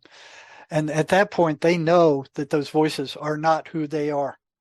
But other than that, they try to hide. They're like jaguars that hide in the jungle, and they come out to strike, and then they go back and hide in the jungle of thoughts again. What about visual hallucinations caused by the voices? Like, does it get to a point where people start like seeing these entities, or is it always just kind of like thoughts and voices? No, they get to the point where they see them. They'll see shadow people. And I'm not quite sure what they are, but meth users see them, and schizophrenics see them. They're like three-dimensional shadows, humanoid shaped shadows that appear in their room. And the worst off the patient is, they will start seeing their eyes, and the color of their eyes is either red or lime green. Not good colors for eyes. Yeah, no, that sounds terrifying. Yeah, they see all kinds of hallucinations, but the audio, what they call is the auditory hallucination, psychiatry calls them, or the voices are the most common kind. But yeah, they'll see stuff appear in their room. They'll see shadows outside their house. They'll hallucinate people talking about them. Yeah, so it's both, but the voice one is the most common. When these people are being afflicted by these entities, do the entities ever like appear to them as like family members or like dead relatives or anything like that? An incident that came to mind that I found in it, and I've heard of it more than once, is there was one female patient I was working with who was horribly physically and sexually abused as a kid by, I think it was her father, I think it was. And she often wished he was dead. When he finally died, she went to his funeral, and she was standing there, and she wasn't hearing voices before that. She was standing there, and all of a sudden his voice appeared in her head and said, "You haven't gotten rid of me, yet. I'm still here." And started naming the kind of things that he had done to her that nobody else knew. That was really spooky. One guy who I bring on sometimes, he talked about how he saw one of them appear in their room. So there's a number of them who see black smoke. That's kind of like when it's not like regular smoke from a fire. It's like if you pour ink into a glass of water and you watch it diffuse. It looks like that, where they've seen that appear in their room and then start talking to them. It was something very dark, like a dark cloud. Sherry, a gal that I've been working with who is my co-author for the book, she said one time they were sending love into some of the prisons. They had a group all over the U.S. that were sending love into the prisons, and she had some candles on in her room, and she said all of a sudden that black smoke started appearing in front of her. Just came just like ink going through water, and said, "These are my people. You leave them alone." When people that aren't being afflicted have these kinds of experiences, like how do they most often react? People who aren't being afflicted. Yeah, like you mentioned your co-author, how she was in the prison and then she witnessed this, but she's not like a person that typically hears voices, or is she? Well, she did as a young woman. Okay. but she beat them up. She beat them off mostly with the That's a Lie program. So, we have a lot of information on my website at jerrymarzinsky.com. And one of the most powerful programs we have is the That's a Lie program. So you can go to my website, go to articles, pull up that That's a Lie program and put it to use immediately. It will weaken the voices, and sometimes it'll even get rid of them. Okay. If someone has like a relative that they want to find some help for, like, do you do counseling? Like, how could they get in touch with you besides your website? Well, that would be, they can hit me at jerrymarzinsky.com. No, it's Outlook at jerrymarzinsky.com. But I'm backed up to the end of December right now, so I'm like a month behind. It'll take me a while to get them in, but we eventually get them in. There are things that you can do about these things. It's not a life sentence. That's probably the best news that anyone that's suffering out there can hear. Well, the quickest thing is hit them with the 23rd Psalm. They hate the 23rd Psalm. It's like punching them in the face. And there's a number of other Psalms also. I don't know if this is too personal to ask, but how has this impacted like your personal spirituality? Has this made you seek religion, or were you already religious? Well, I wasn't, I was already somewhat religious. I never went to any particular church growing up. We went to all different kinds of churches in different places.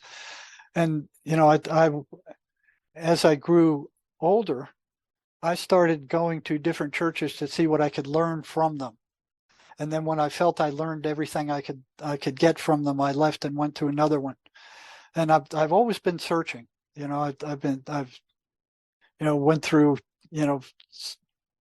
4 years of undergraduate psychology and 2 years in master's degree in counseling and psych and 2 years in the PhD program. I didn't find any answers there anywhere. No, none. Maybe a behavior modification, Carl Rogers' work, reflecting back feelings. But, as far as anything spiritual, it was spiritually devoid. It was like a spiritual wasteland.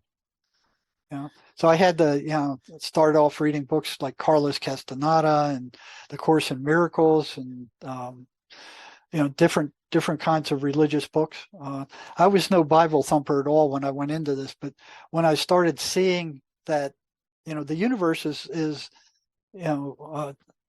dichotomous. It's like there's heat, there's cold, there's light, there's dark, there's good, there's bad, there's, it's extremes, opposites.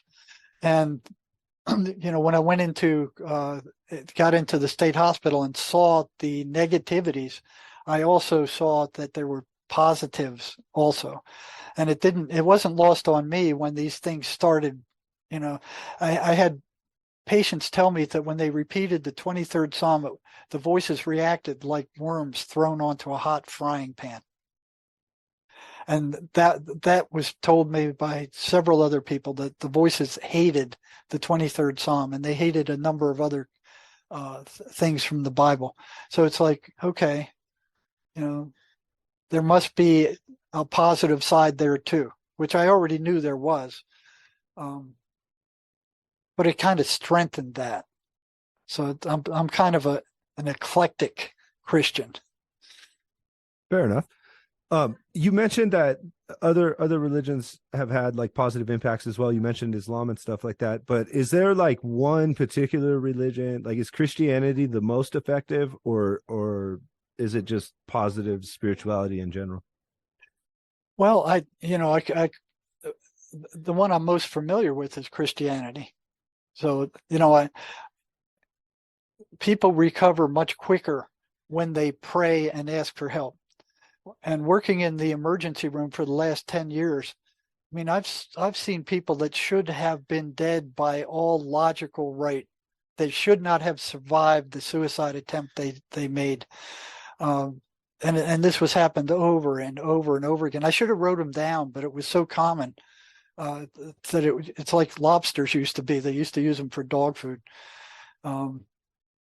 I remember this one lady, she had it, she lost her job, she lost her husband, she was about to be evicted from her house. She had a teenage son that, she was just overwhelmed, and she finally decided, I'm done with this. I'm done. So she got some drugs and alcohol. And she took off to the train tracks down in Benson and waited by the train tracks for the train to come. And she was talking to her sister in San Diego, telling her bye. And the train came. She hung up. When the train came near, she drove around that railing that comes down, and the train hit her and smashed her car and threw it into the next track on the side over. And another train came by and hit her again. So she'd been hit by two trains. The second train threw her like 50 yards off the railroad track, and her car was like a crumpled beer can. They had to cut her out of it.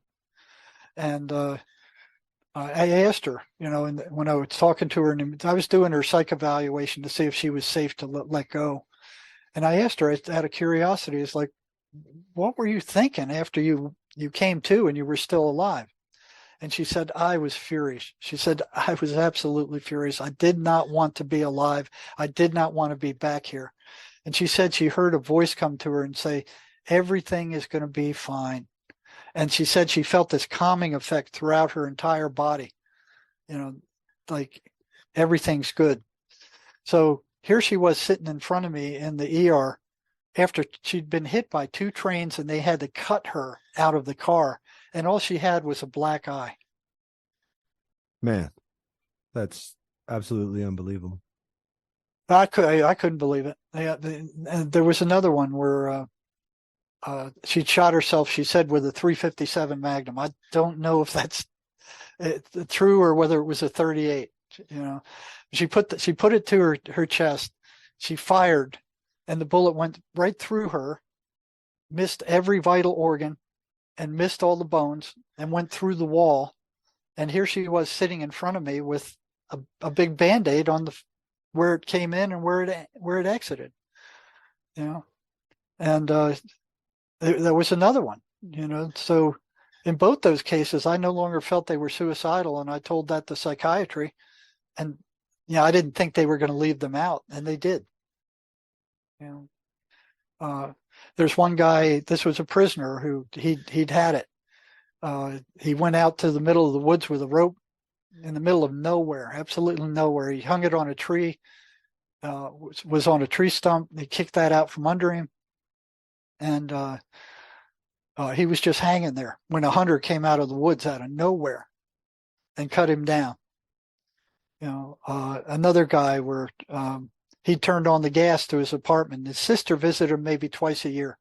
So he was passed out in his apartment because of the gases, and his sister came and visited him at that time.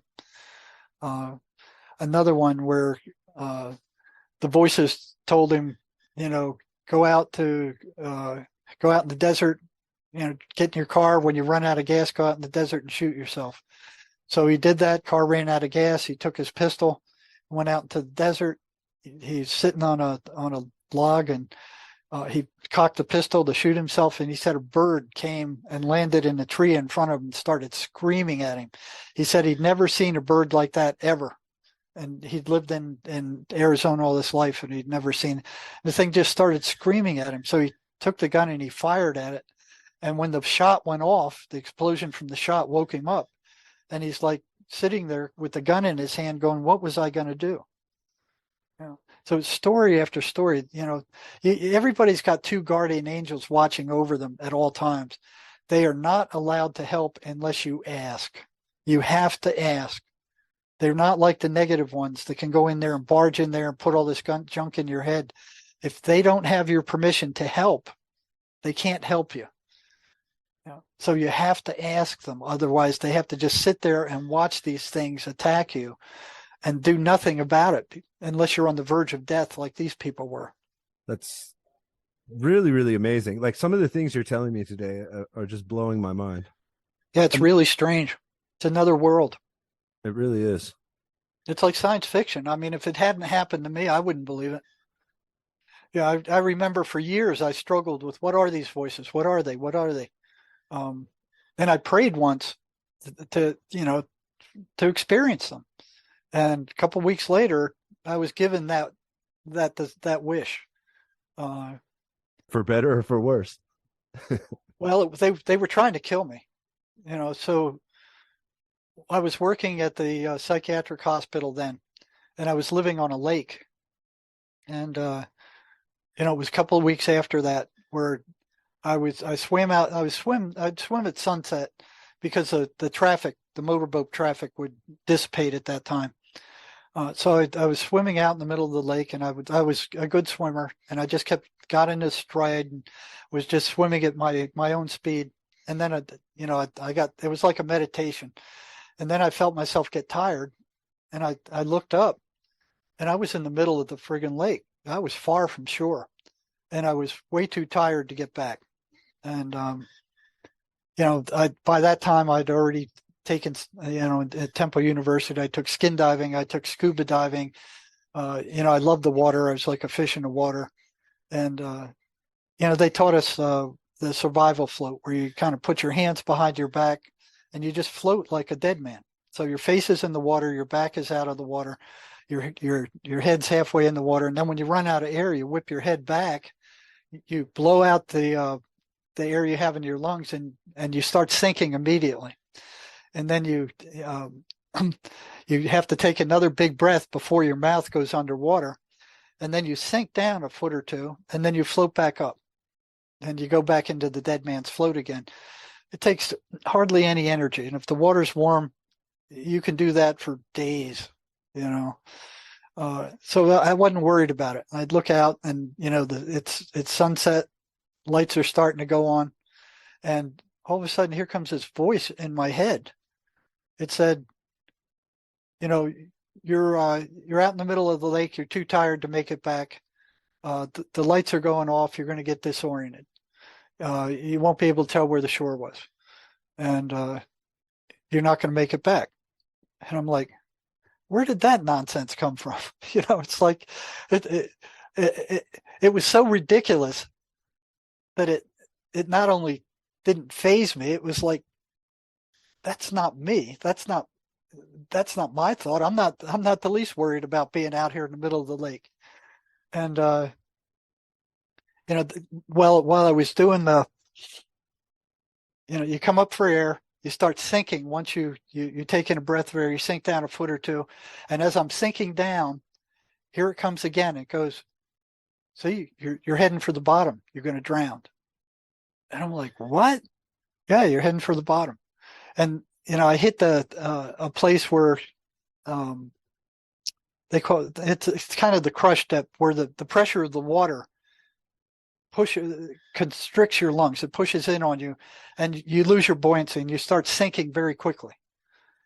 So that happened. And here's this thing going, you're going to drown. You're heading for the bottom. And when I hit that crush depth, I headed for the surface after it said that. Even before I got to the surface, I knew what was going on, because I started sinking real fast. And this was freaking me out, like this thing. So I came to the surface, and it goes, look, you're panicking. You're going to drown. And look, the lights are starting to go off on the shore. You're going to get disoriented. You're not going to make it back. And I'm like, what the hell is this thing? So I was still too tired to make it back.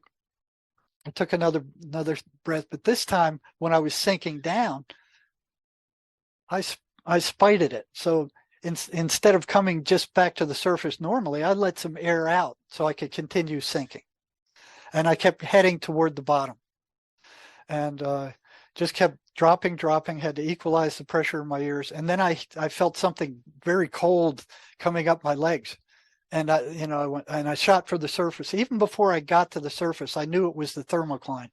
So it's a layer of cold water that lays near the bottom of the lake, that sinks down below the warm water, because it's heavier. So I went, okay, that's a thermocline. I come back up, and here's this thing starts again. See, you're panicking. You're panicking. Look at you're not going to make it back. You're panicking. And I'm like, what the hell is this thing? So I sink back down again, and this time I go through the thermocline. And so it's a layer of cold water. I go right through it, and I was surprised that underneath it was warm water again. I've never run into a thermocline scuba diving that was like that. They always were on the bottom. So I sink through the thermocline, get into the warm layer, and then I feel this something ooky grabbing my feet, and I shot toward the surface again. And even before I got there, I realized that's the bottom of the lake. I thought it was rock because, the whole time that I walked out into the water, it was all rock. Yeah, but I'd never been out to the bottom that deep before. So I got to the top again, and here was the voice comes. It's going, see, you're panicking, and there's a motorboat heading right for you, and they can't see you because by then it was dark. And usually underwater, you can hear the sound of an engine miles away. Yeah. I guess I hadn't been paying attention to it, but I look around and I turn and I see this motorboat in the distance with white and green lights coming toward me. And I'm watching it, and here's this voice in my head saying, it can't see you. It's heading right for you. It's going to grind you to pieces. You're never going to make it back. And I'm like, screw that. I've had scuba diving. I'd had to dive under motorboats a bunch of times and just hug the bottom. I said, if it comes to that, I'll head for the bottom and I'll stay there until it passes over. No big deal. And this thing, they can't see you. They're coming right for you. So I'm watching it, and it passes by, maybe 25 feet, 30 feet away. And they didn't see me. And as I watch it pass, I didn't pay attention to the wake heading toward me. So here's this wake just washes over me as I'm taking a mouth of air in, and I start choking on the water I sucked in. And here's this thing going, see, you're panicking, you're drowning, you're drowning, you're not going to make it. The lights are going off on the shore, and you're panicking. And I'm going, what the hell is this thing? And so after I threw the water out of my mouth and got done coughing, I went back and I did the float again. When I sunk down, I let the air out, went through the thermocline, my feet stuck in the mud, and I'm laying there on the bottom, floating on the bottom like somebody who's dead. My knuckles are like 6 inches above the muck on the bottom. Everything's silent. There's no, the water was bath warm, so I couldn't feel the water. There was no sound. It was silent. It was pitch black. I couldn't see anything. And I'm just sitting there, and all I could experience was my consciousness. And I was like scared that something was going to grab me because of how weird this was. But, what I experienced was I was aware that I was aware, and that's all there was. And it was, I just basked in like those 15 or 20 seconds of just pure consciousness with no input from the physical body at all. And I went, this is what's underneath all the senses. This is what's there. It's just pure awareness, and I came to the surface after that, and it was like a very special moment. I knew it was something special. That voice had disappeared. I swam back to the shore, and it was over. But it was trying to kill me. That's the only time I really heard something as similar to what a schizophrenic would hear, where I knew it wasn't my voice. I knew that, but they don't. Do you think it's common, like, for everyone, like, to suffer these kind of attacks from Yep, from these they hit entities? us all. They hit us all. Every negative thought you have about yourself or anybody else comes from them. And there's times where you're walking down the sidewalk, like I was telling you, that preacher that was standing on the edge of the Grand Canyon, great guy. Here's the thought jumps in his head, jump. People standing on a bridge, a thought can jump. It happens to all of us to different degrees. So what do you think separates, like, the schizophrenic that is, like, really under this kind of psychic attack from a person like you or I who may have a negative thought here and there but doesn't suffer to such an extent? Well, what separates us is usually the amount of trauma or psychological damage done to them in their lives. So you got these outfits like MK Ultra who inflict that damage to program people. So trauma programs people in its own way, but these people take that trauma and they use it to program people. And like these shooters, a lot of these shooters, because they want to take the guns away in the U.S.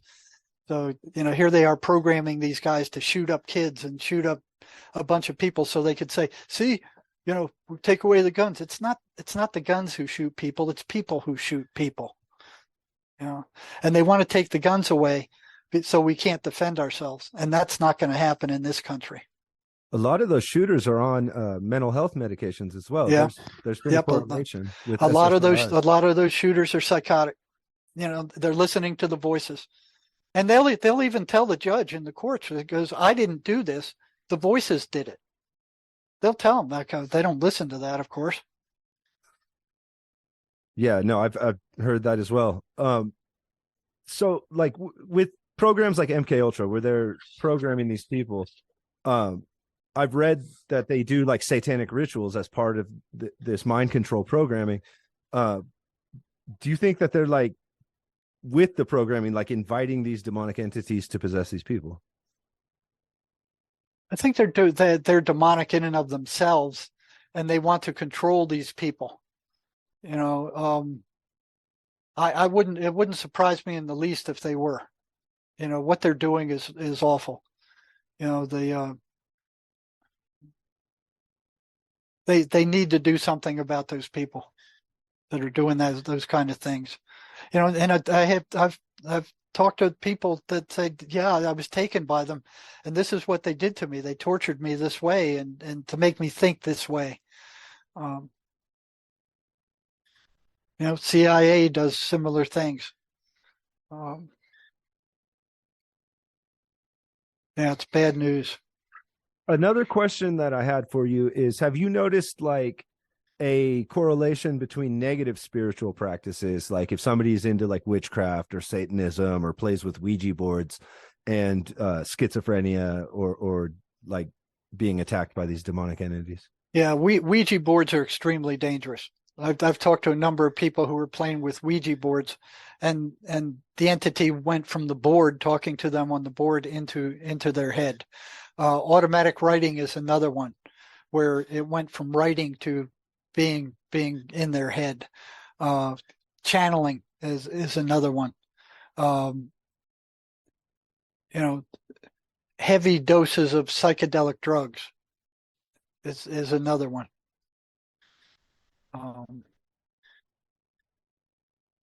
I did talk to a Satan worshiper once in the prison, and he had, he was hearing voices, but he wasn't like the other schizophrenics. He always had plenty of energy, and that got me kind of curious. He had that affect, like that movie with the puppet guy that was the horror, some horrible puppet, and like Howdy Doody. It was I forgot the name of the movie, but he had this strange affect, but he had energy. And I pulled him in one day and I asked him, I said, well, where do you get your energy? Everybody else who hears voices is always drained. Where do you get your energy? He said, they give it to me. And I said, who gives it to you? He said, well, the dark side gives it to me. I said, well, what do you do with it? He says, I use it to get certain tasks done. And I didn't ask him about that. I wasn't sure I wanted to know that. But he said he could astrally travel to certain cells in another prison about 100 miles away, and he could see everything that was going on in those cells. And one thing with schizophrenics, they're supernaturally strong when they get angry. The stuff I've seen, a little 100-pound schizophrenic bounced two big guards around the inside of a cell like they were popcorn. And I don't know where that strength comes from. Well, that's something that's a recurring theme in stories about demonic possession. Yeah, the worst one that I've ever heard of in the prison was there was one prisoner who they wanted to move to another cell, and he was hearing voices. He wasn't on any meds, and he was a good sized guy. So the guards come up and they go, cuff up. We're moving you to another cell. And he said, I'm not going anywhere. And well, cuff up, or we're gonna get the pepper spray on you. So he said, screw you and your pepper spray. And he started giving them a bunch of crap. So they carry on these quart bottles of pepper spray. I don't know if you've ever been around that stuff, but it's nasty. It's really nasty. It'll stop you, and you'll be on your ground, on your knees trying to get it out of your eyes. So he said, you want me to come out? You come in and get me. So they got these pepper spray cans, and they emptied 2 of them on him, and he wrapped a towel around his face to keep it off his face, and they just drenched the whole inside of the cell with that stuff.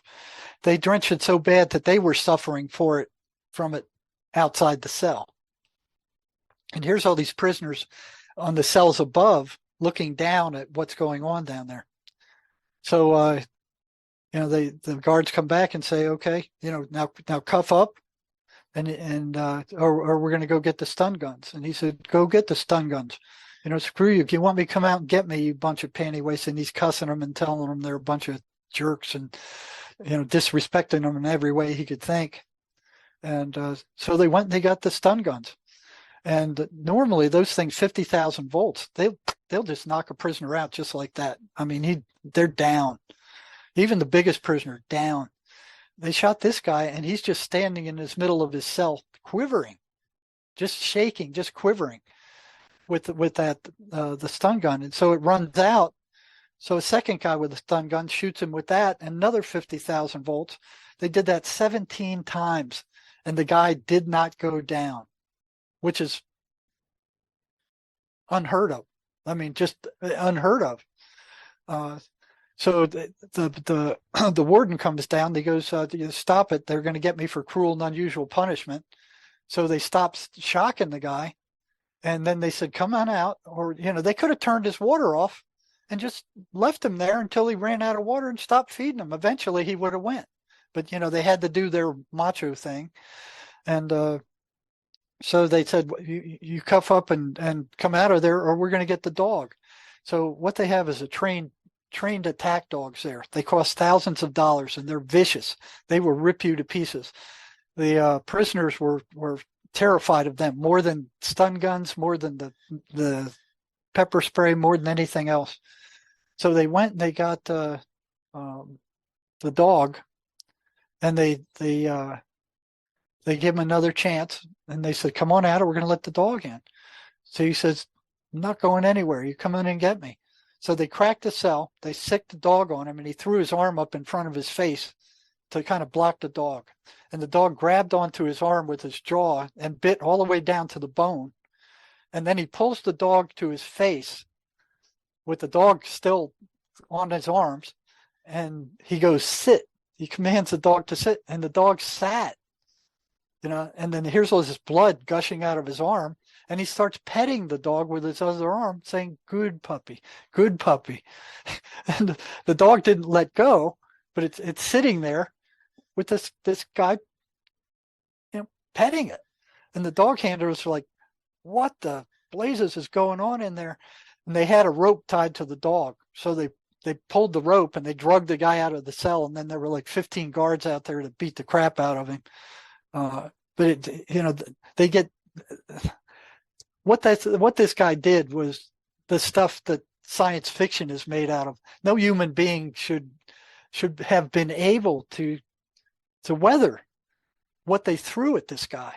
And he was psychotic as a bedbug. If I didn't see it, I wouldn't have believed it. I mean, if I didn't see it and experience it myself, I still wouldn't believe it. It's like Outer Limits. It's like do. Yeah, it's a different world. You're retired now, but you still have a private practice. Well, yeah, it took off so fast that I can't keep up with it. It's every day. It's like, and then guys like you, I have to get this information out.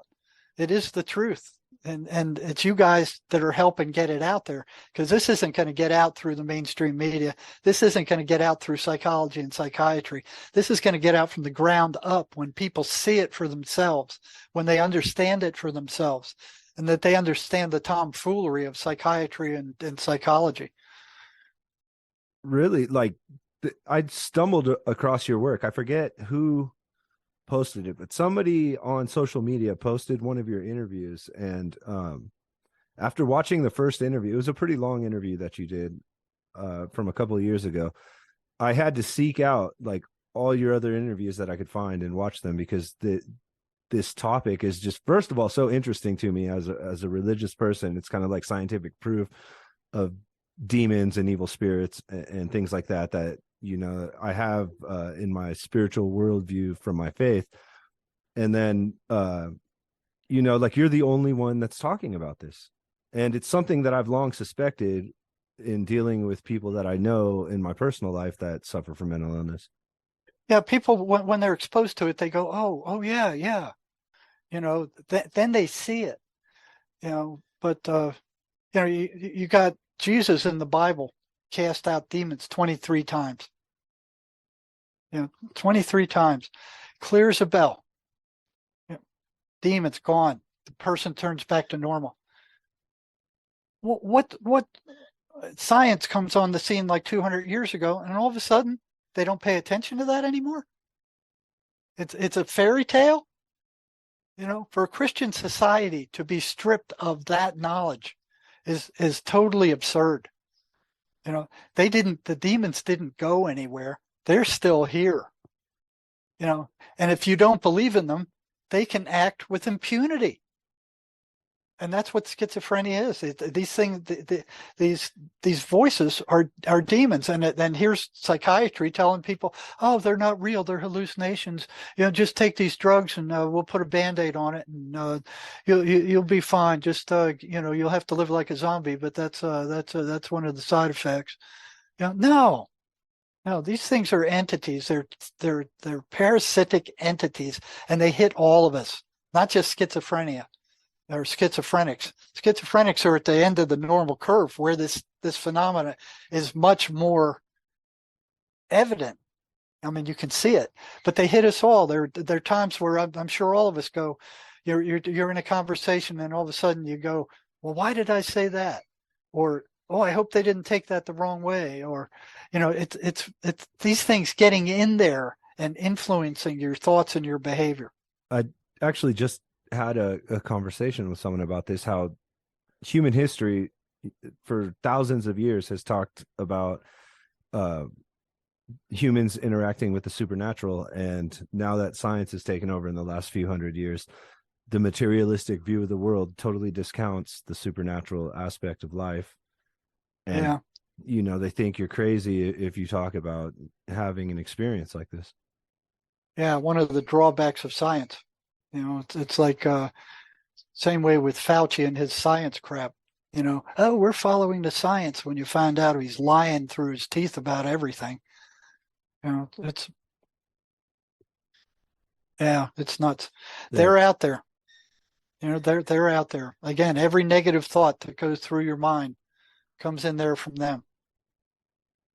Well, I think one of the most interesting things that you brought up during our conversation today was the kind of like macroscopic manifestations that basically mirror the schizophrenics experience, but on a societal level with the whole pandemic thing. And just look at it, negativity, any religious, fostering negative emotion. That's what these morons on mainstream media are doing. They they get louder when ignored. I mean, if people ignore them, they start broadcasting more crap. And on these elections over here, I mean, they were spending millions and millions of dollars broadcasting the same crap to get their crooked politicians into office. They foster self-destructive behavior. You can't go anywhere, you can't be with anybody. You got to stay at home and listen to their crap on TV. They foster isolation. Stay away from everybody. You're going to get the virus. Don't go around crowds 6 feet away. Don't hug your family. Don't, be afraid. Be afraid. They're constantly fostering fear, demanding the person's attention. Broadcast after broadcast, they're trying to get your attention to fill your mind full of their crap. Maneuver for increased control, gaslighting, manipulating perception. That's all this mainstream media goddamn news liars do, is manipulate your perception. It's one for one. It's the same controlling these people who are controlling the mainstream media. Yeah, I was going to You ask you, know, like, to speculate. Do you think that these people in power that are doing this evil stuff are? I mean, a lot of people say that like the people in charge are psychotic or psychopathic. Do you think that they're being afflicted by these very same entities and that they've been just totally taken over, and that's why they're doing what they're doing? well, I wouldn't call them psychotic, but I do think they're possessed. You know, they are being driven by these things. They're being driven by money. They're not being, and they're driven by power. They're not driven by Christian values. They're not driven to help the human race. They're in it for themselves. They're in it for the power. They're in it for the greed. They're, you know, you look at what happened in Brazil. You know, I hope they come out of that. If they do, that'll be a model for our country. You know, they cheated on that election just like they cheated on the one here. And there's overwhelming evidence that they did it. You know, we have to fight back as individuals. You have to stand up against this stuff. You know, you can't just sit there and go, oh, woe is me. You know, get out there and make some noise. You know, protest, write letters. You know, if you don't do anything, nothing's going to happen, and they're going to just take us over. Yeah, I mean, they're getting bold with the presidential election that they stole from Trump. This whole round of midterms was just blatantly obvious. They didn't even try to hide it. No, yeah, right. They didn't even try to hide it this time. You know, Carrie Lake in Arizona is suing the whole board of supervisors, so she's not putting up with it. So I think there's going to be some investigations going on now that we took the House, and all these people are going to be exposed. There's going to be more and more exposure of what they did and how they did it, and that's the last thing that they want. It's just like the psychotic voices. Yeah. They don't want anybody telling anybody anything about them. They want to operate in the dark, you know, and if they can get people to believe that they're not real, that's optimal for them, because nobody's going to be opposing them if they think they're a joke, or if they think they're not real. And that's exactly what psychiatry is pushing throughout the Western mental health centers. The whole system is telling these people that their voices are hallucinations. And they've done no studies on it whatsoever. They have just decreed it out of infinite arrogance and stupidity. What about outside of the West, outside of the US and Europe? Have you seen any of like the mental health professionals in other regions kind of be more receptive to these ideas? Well, the primitive societies, you know, the Native Americans, the Indian societies, these spirits have always been a part of their lives. You know, and even back in the medieval times, people knew about evil spirits. They were aware of evil spirits. You know, it just seems like since science kind of took over, it's like, oh yeah, we can figure everything out. You know, but like I was saying, these things are not part of the physical universe. They're members of the energetic universe. There is no time, there is no space, there is no matter there. But they can affect you spiritually. They can put thoughts in your mind. You know, and those thoughts that they put in there are not they're not survival thoughts. They're not for your best benefit. You mentioned how they try to push people to harm themselves and commit suicide. If someone did commit suicide while they were being tormented by these entities, do you think that these entities could like potentially steal their soul or something along those lines? What Swedenborg said was that when you die, you go to a place that is like the people that you were with here on Earth. So like you see here, the gangsters hang out with the gangsters, and the religious guys hang out with the religious guys, and all these groups, they kind of cluster together. Well, he said your spirit would find the group that it belongs to. So I don't know. I don't know. I don't know the answer to that. There are people who come back, they've died and come back, and they've spoken to positive spirits. They've spoken to Jesus. There's also stories of people that have claimed that they've died and come back and they went to hell for a short period, like during their near-death experience? Yeah, yeah. So I don't know. I don't know the answer to that question.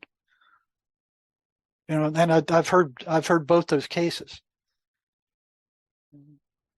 Yeah, I was just asking you to speculate because the energy vampire aspect of these spirits tormenting people is very, very interesting to me. Like the fact that they could drain you of your energy and that they're feeding on the negativity. I think that's why Dracula scares so many people, because subconsciously we know that's what's going on spiritually with these things. Where Dracula would bite the guy in the neck and suck out his blood. Well, these things kind of do the same thing. That's why Dracula is so horrible on the subconscious level. It triggers a subconscious knowledge that that's what's happening to us. As far as like mythology goes, these creatures are present in mythologies from multiple different cultures. In the last couple hundred years, you mentioned how like science has kind of turned those into folk tales, but these entities still exist. It like what's the thing that stood out the most to you as far as like mythology and like tales of these kind of interactions between people and spiritual entities? Well, the most startling one was a fella that I've interviewed on my he's on my website at jerrymarzinsky.com. He goes by the name of Anonymous, and we've done several interviews with him where he was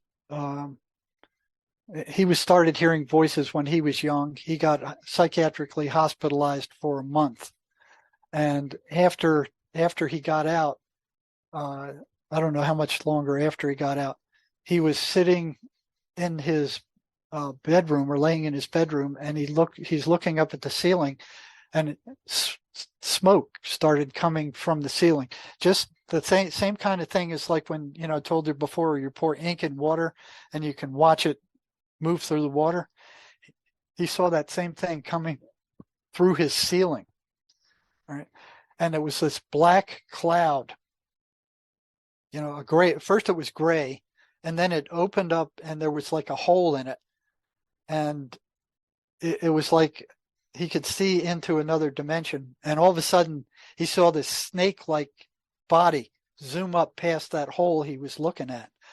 And then as it expanded, he could see this thing. It was like a snake-like thing that was moving around inside of the smoke. And he's watching this like, okay, what's going on now? Am I losing my mind again? And he was curious, but he was also afraid. And then he said the thing came out of the smoke, and it came around and it faced him, and it turned. It looked like a snake neck body with two snake bodies attached to it, and the head looked like a beat up lion that had one eye blind, and it looked like it had been in a giant cat fight. And then all of a sudden it turned very ugly, like this big demonic creature, and it scared the crap out of him. So he thought he was going to die, and he said, okay, if I'm going to die, I don't want to die in fear like this. I want to die in love. And once he thought that thing just boom, it vanished.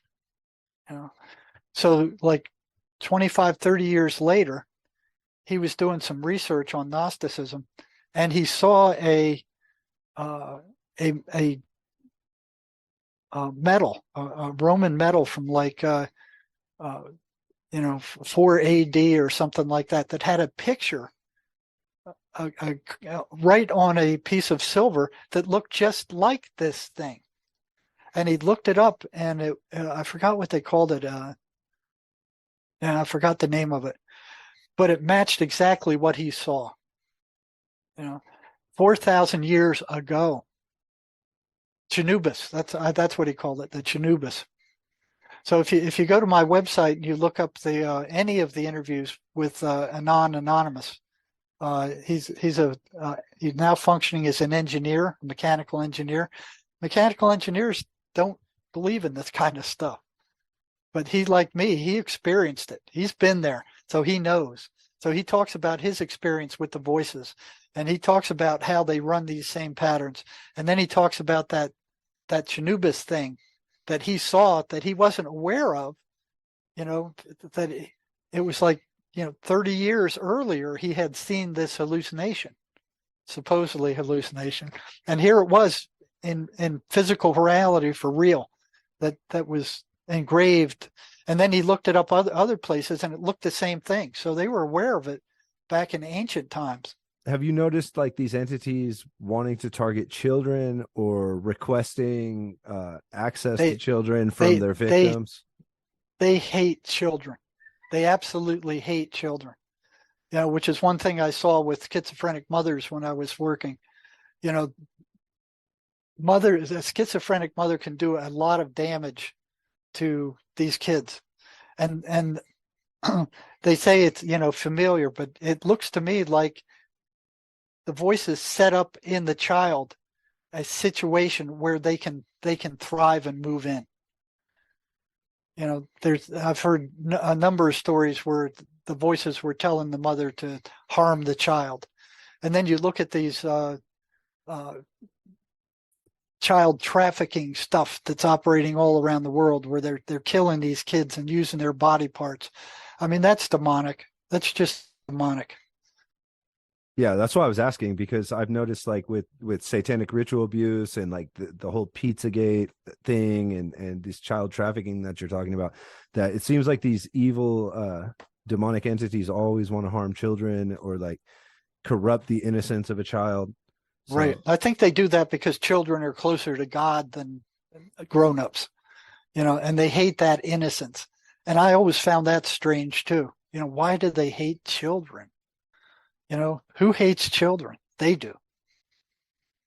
Yeah. So you have all these people that are infested with these negative entities that are harming children all over the world and doing permanent damage to them throughout their lives. And setting them up for the same thing. Yeah. Right. I know you got your website, jerrymarzinsky.com. You've written your book, Amazing Journey into the Psychotic Mind. Do you have other books? No, this one almost killed me. It took us 2 years to get this one written. I have posted some articles on my website. There's people kind of pressuring me to write another one, but boy, this was getting this done. I mean, we did a good job on it. It's on Amazon. It's got like, hundreds of people have bought it. It's like 4.5 rating. I don't know, with the private practice and trying to write stuff and kind of, I think it's much more efficient to do interviews with guys like you. Well, I appreciate that. And write articles rather than, I mean, it took a massive amount of effort and energy to write this book, and to get it right. I mean, to get it right. So I don't know. Maybe before I croak off, I'll write another one. But just thinking about it is like, oh God. Yeah, no, I imagine it's a mountain of work. Aside from the book, you have Sherry, your co-authors, That's a Lie program. That's at keyholejourney.wordpress.com. And right. You have a Facebook group that's called Engineering Sanity. Well, that's more a site, but we do have a what is it? It's on Facebook. It's a schizophrenia support group.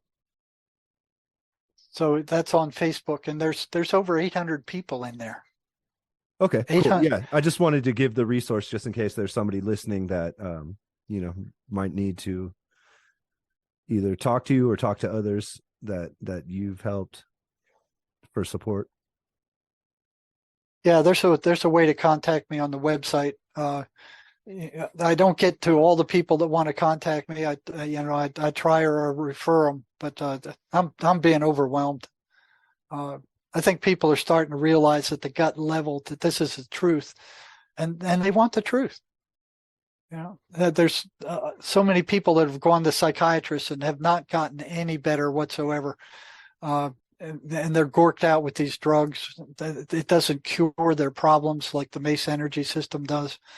The mental health system throughout the Western world is just a joke. It's a drug fueled revolving merry-go-round that just makes these people richer with every revolution and doesn't cure anybody or anything. I wanted to ask you, what would you say to like a psychiatrist or a psychologist that's hearing this information for the first time and wants to help or assist in alleviating these people from these demonic entities? Well, I would tell them to go learn the Mace energy system. That would probably be the most effective. My website has a lot of information about these things, and I'm putting more up every time, all the time. And for practitioners who want to know more, I'd be glad to answer their questions. More and more people need to understand that traditional therapy just doesn't work. You might feel better for a little while after talking about it, but that negative identity it's like a mind virus that was put in your mind by some trauma in the past. It is not gotten out by just talking. And the other thing they have to realize is that it's the unconscious stuff that people are not aware of that is causing the problems. The stuff they're aware of, they can do something about. The stuff they're not aware of, these traumas that were buried in there, that systems like Mace can get to, and traditional therapy can't, is where the problems lie. And my final question for you is, have any churches or religious organizations reached out to assist you with any of this kind of stuff? Because I'm sure they're seeing this kind of stuff in their parishioners. One, and that was strange. It was like right before they asked me to give a talk, and right before the talk, my nose started gushing blood. And then that never happened before. I didn't hit it. I didn't hurt it. It just all of a sudden it was running. And then when I blew my nose, it was full of blood. Thank heavens it stopped before I got to talking. But that was very unusual. I didn't have any nose problems. One of the biggest interviews I went on, like 2 weeks before I was going to go on with Freeman Fly, I was down in Mexico with a friend, and all of a sudden my right shoulder, one night I went to bed normally, woke up in the morning, I couldn't move my right shoulder. Every time I tried to move it, it was just excruciating pain. Just overnight, I woke up with it. And it was like, where the devil did that come from?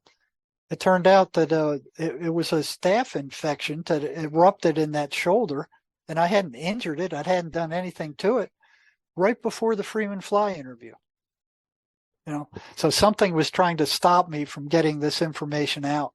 Yeah, you've been suffering spiritual attacks, it sounds like. Yeah, he waited 6 months and until he got me back again. Thank heaven. So, I was telling the dark side, I said, go ahead and kill me. You ain't going to stop me. You're going to have to kill me to stop me. And they tried. They tried a number of times. Yeah, it sounds like they've tried a couple of times, considering the other story you mentioned earlier. Yeah. Jerry, is there anything that I didn't ask you or that you feel that people should know, like hasn't been covered yet? Well, nothing comes to mind. Just that the voices schizophrenics hear are not hallucinations. That there is hope. It's not like psychiatry tells you that, this is a life sentence, that there's nothing that can be done about it. You're never going to recover. No, don't believe any of that crap. And spirituality, positive spirituality is a root. It's got to be there. You have to be moving on a positive spiritual path. Otherwise, you're going to lose ground. You can't just stall out. If you stall out, you're going to fall back. You got to keep moving. Whether Christianity or Muslim or whatever. There is a God out there. There are guardian angels out there. And they're right there. Your guardian angels are with you all the time. Everybody has at least two. Ask for help when you need it. You'll eventually get it. You know, I've had schizophrenics ask for help from the guardian angels, and they'd come and they'd clear the voices away for a short period of time. You know? But yeah, there is a God out there. There is a Holy Spirit out there. There are positive forces out there. There are negative forces out there. You know, you choose your own path. They're going to try to influence you, but the choice is yours. You know, when you get a negative thought to do something stupid, it's your choice whether you act on that thought or not. You know, just keep in mind that not all your thoughts belong to you. Thanks. I think that's a perfect way to end it. Jerry, I want to say thank you very much for accepting the interview and coming on here and being so generous with your time. It was kind of hard to get you on here because you stay so busy. I'd love to have you back at some other point in the future when you can find some time. But I wanted to sincerely thank you for coming on the show. Oh, you're more than welcome. Like I said, if it wasn't for guys like you, I'd be a lone wolf screaming howling in the desert. You know, it's you guys that are going to get this information out, and that's the only way it's going to get out.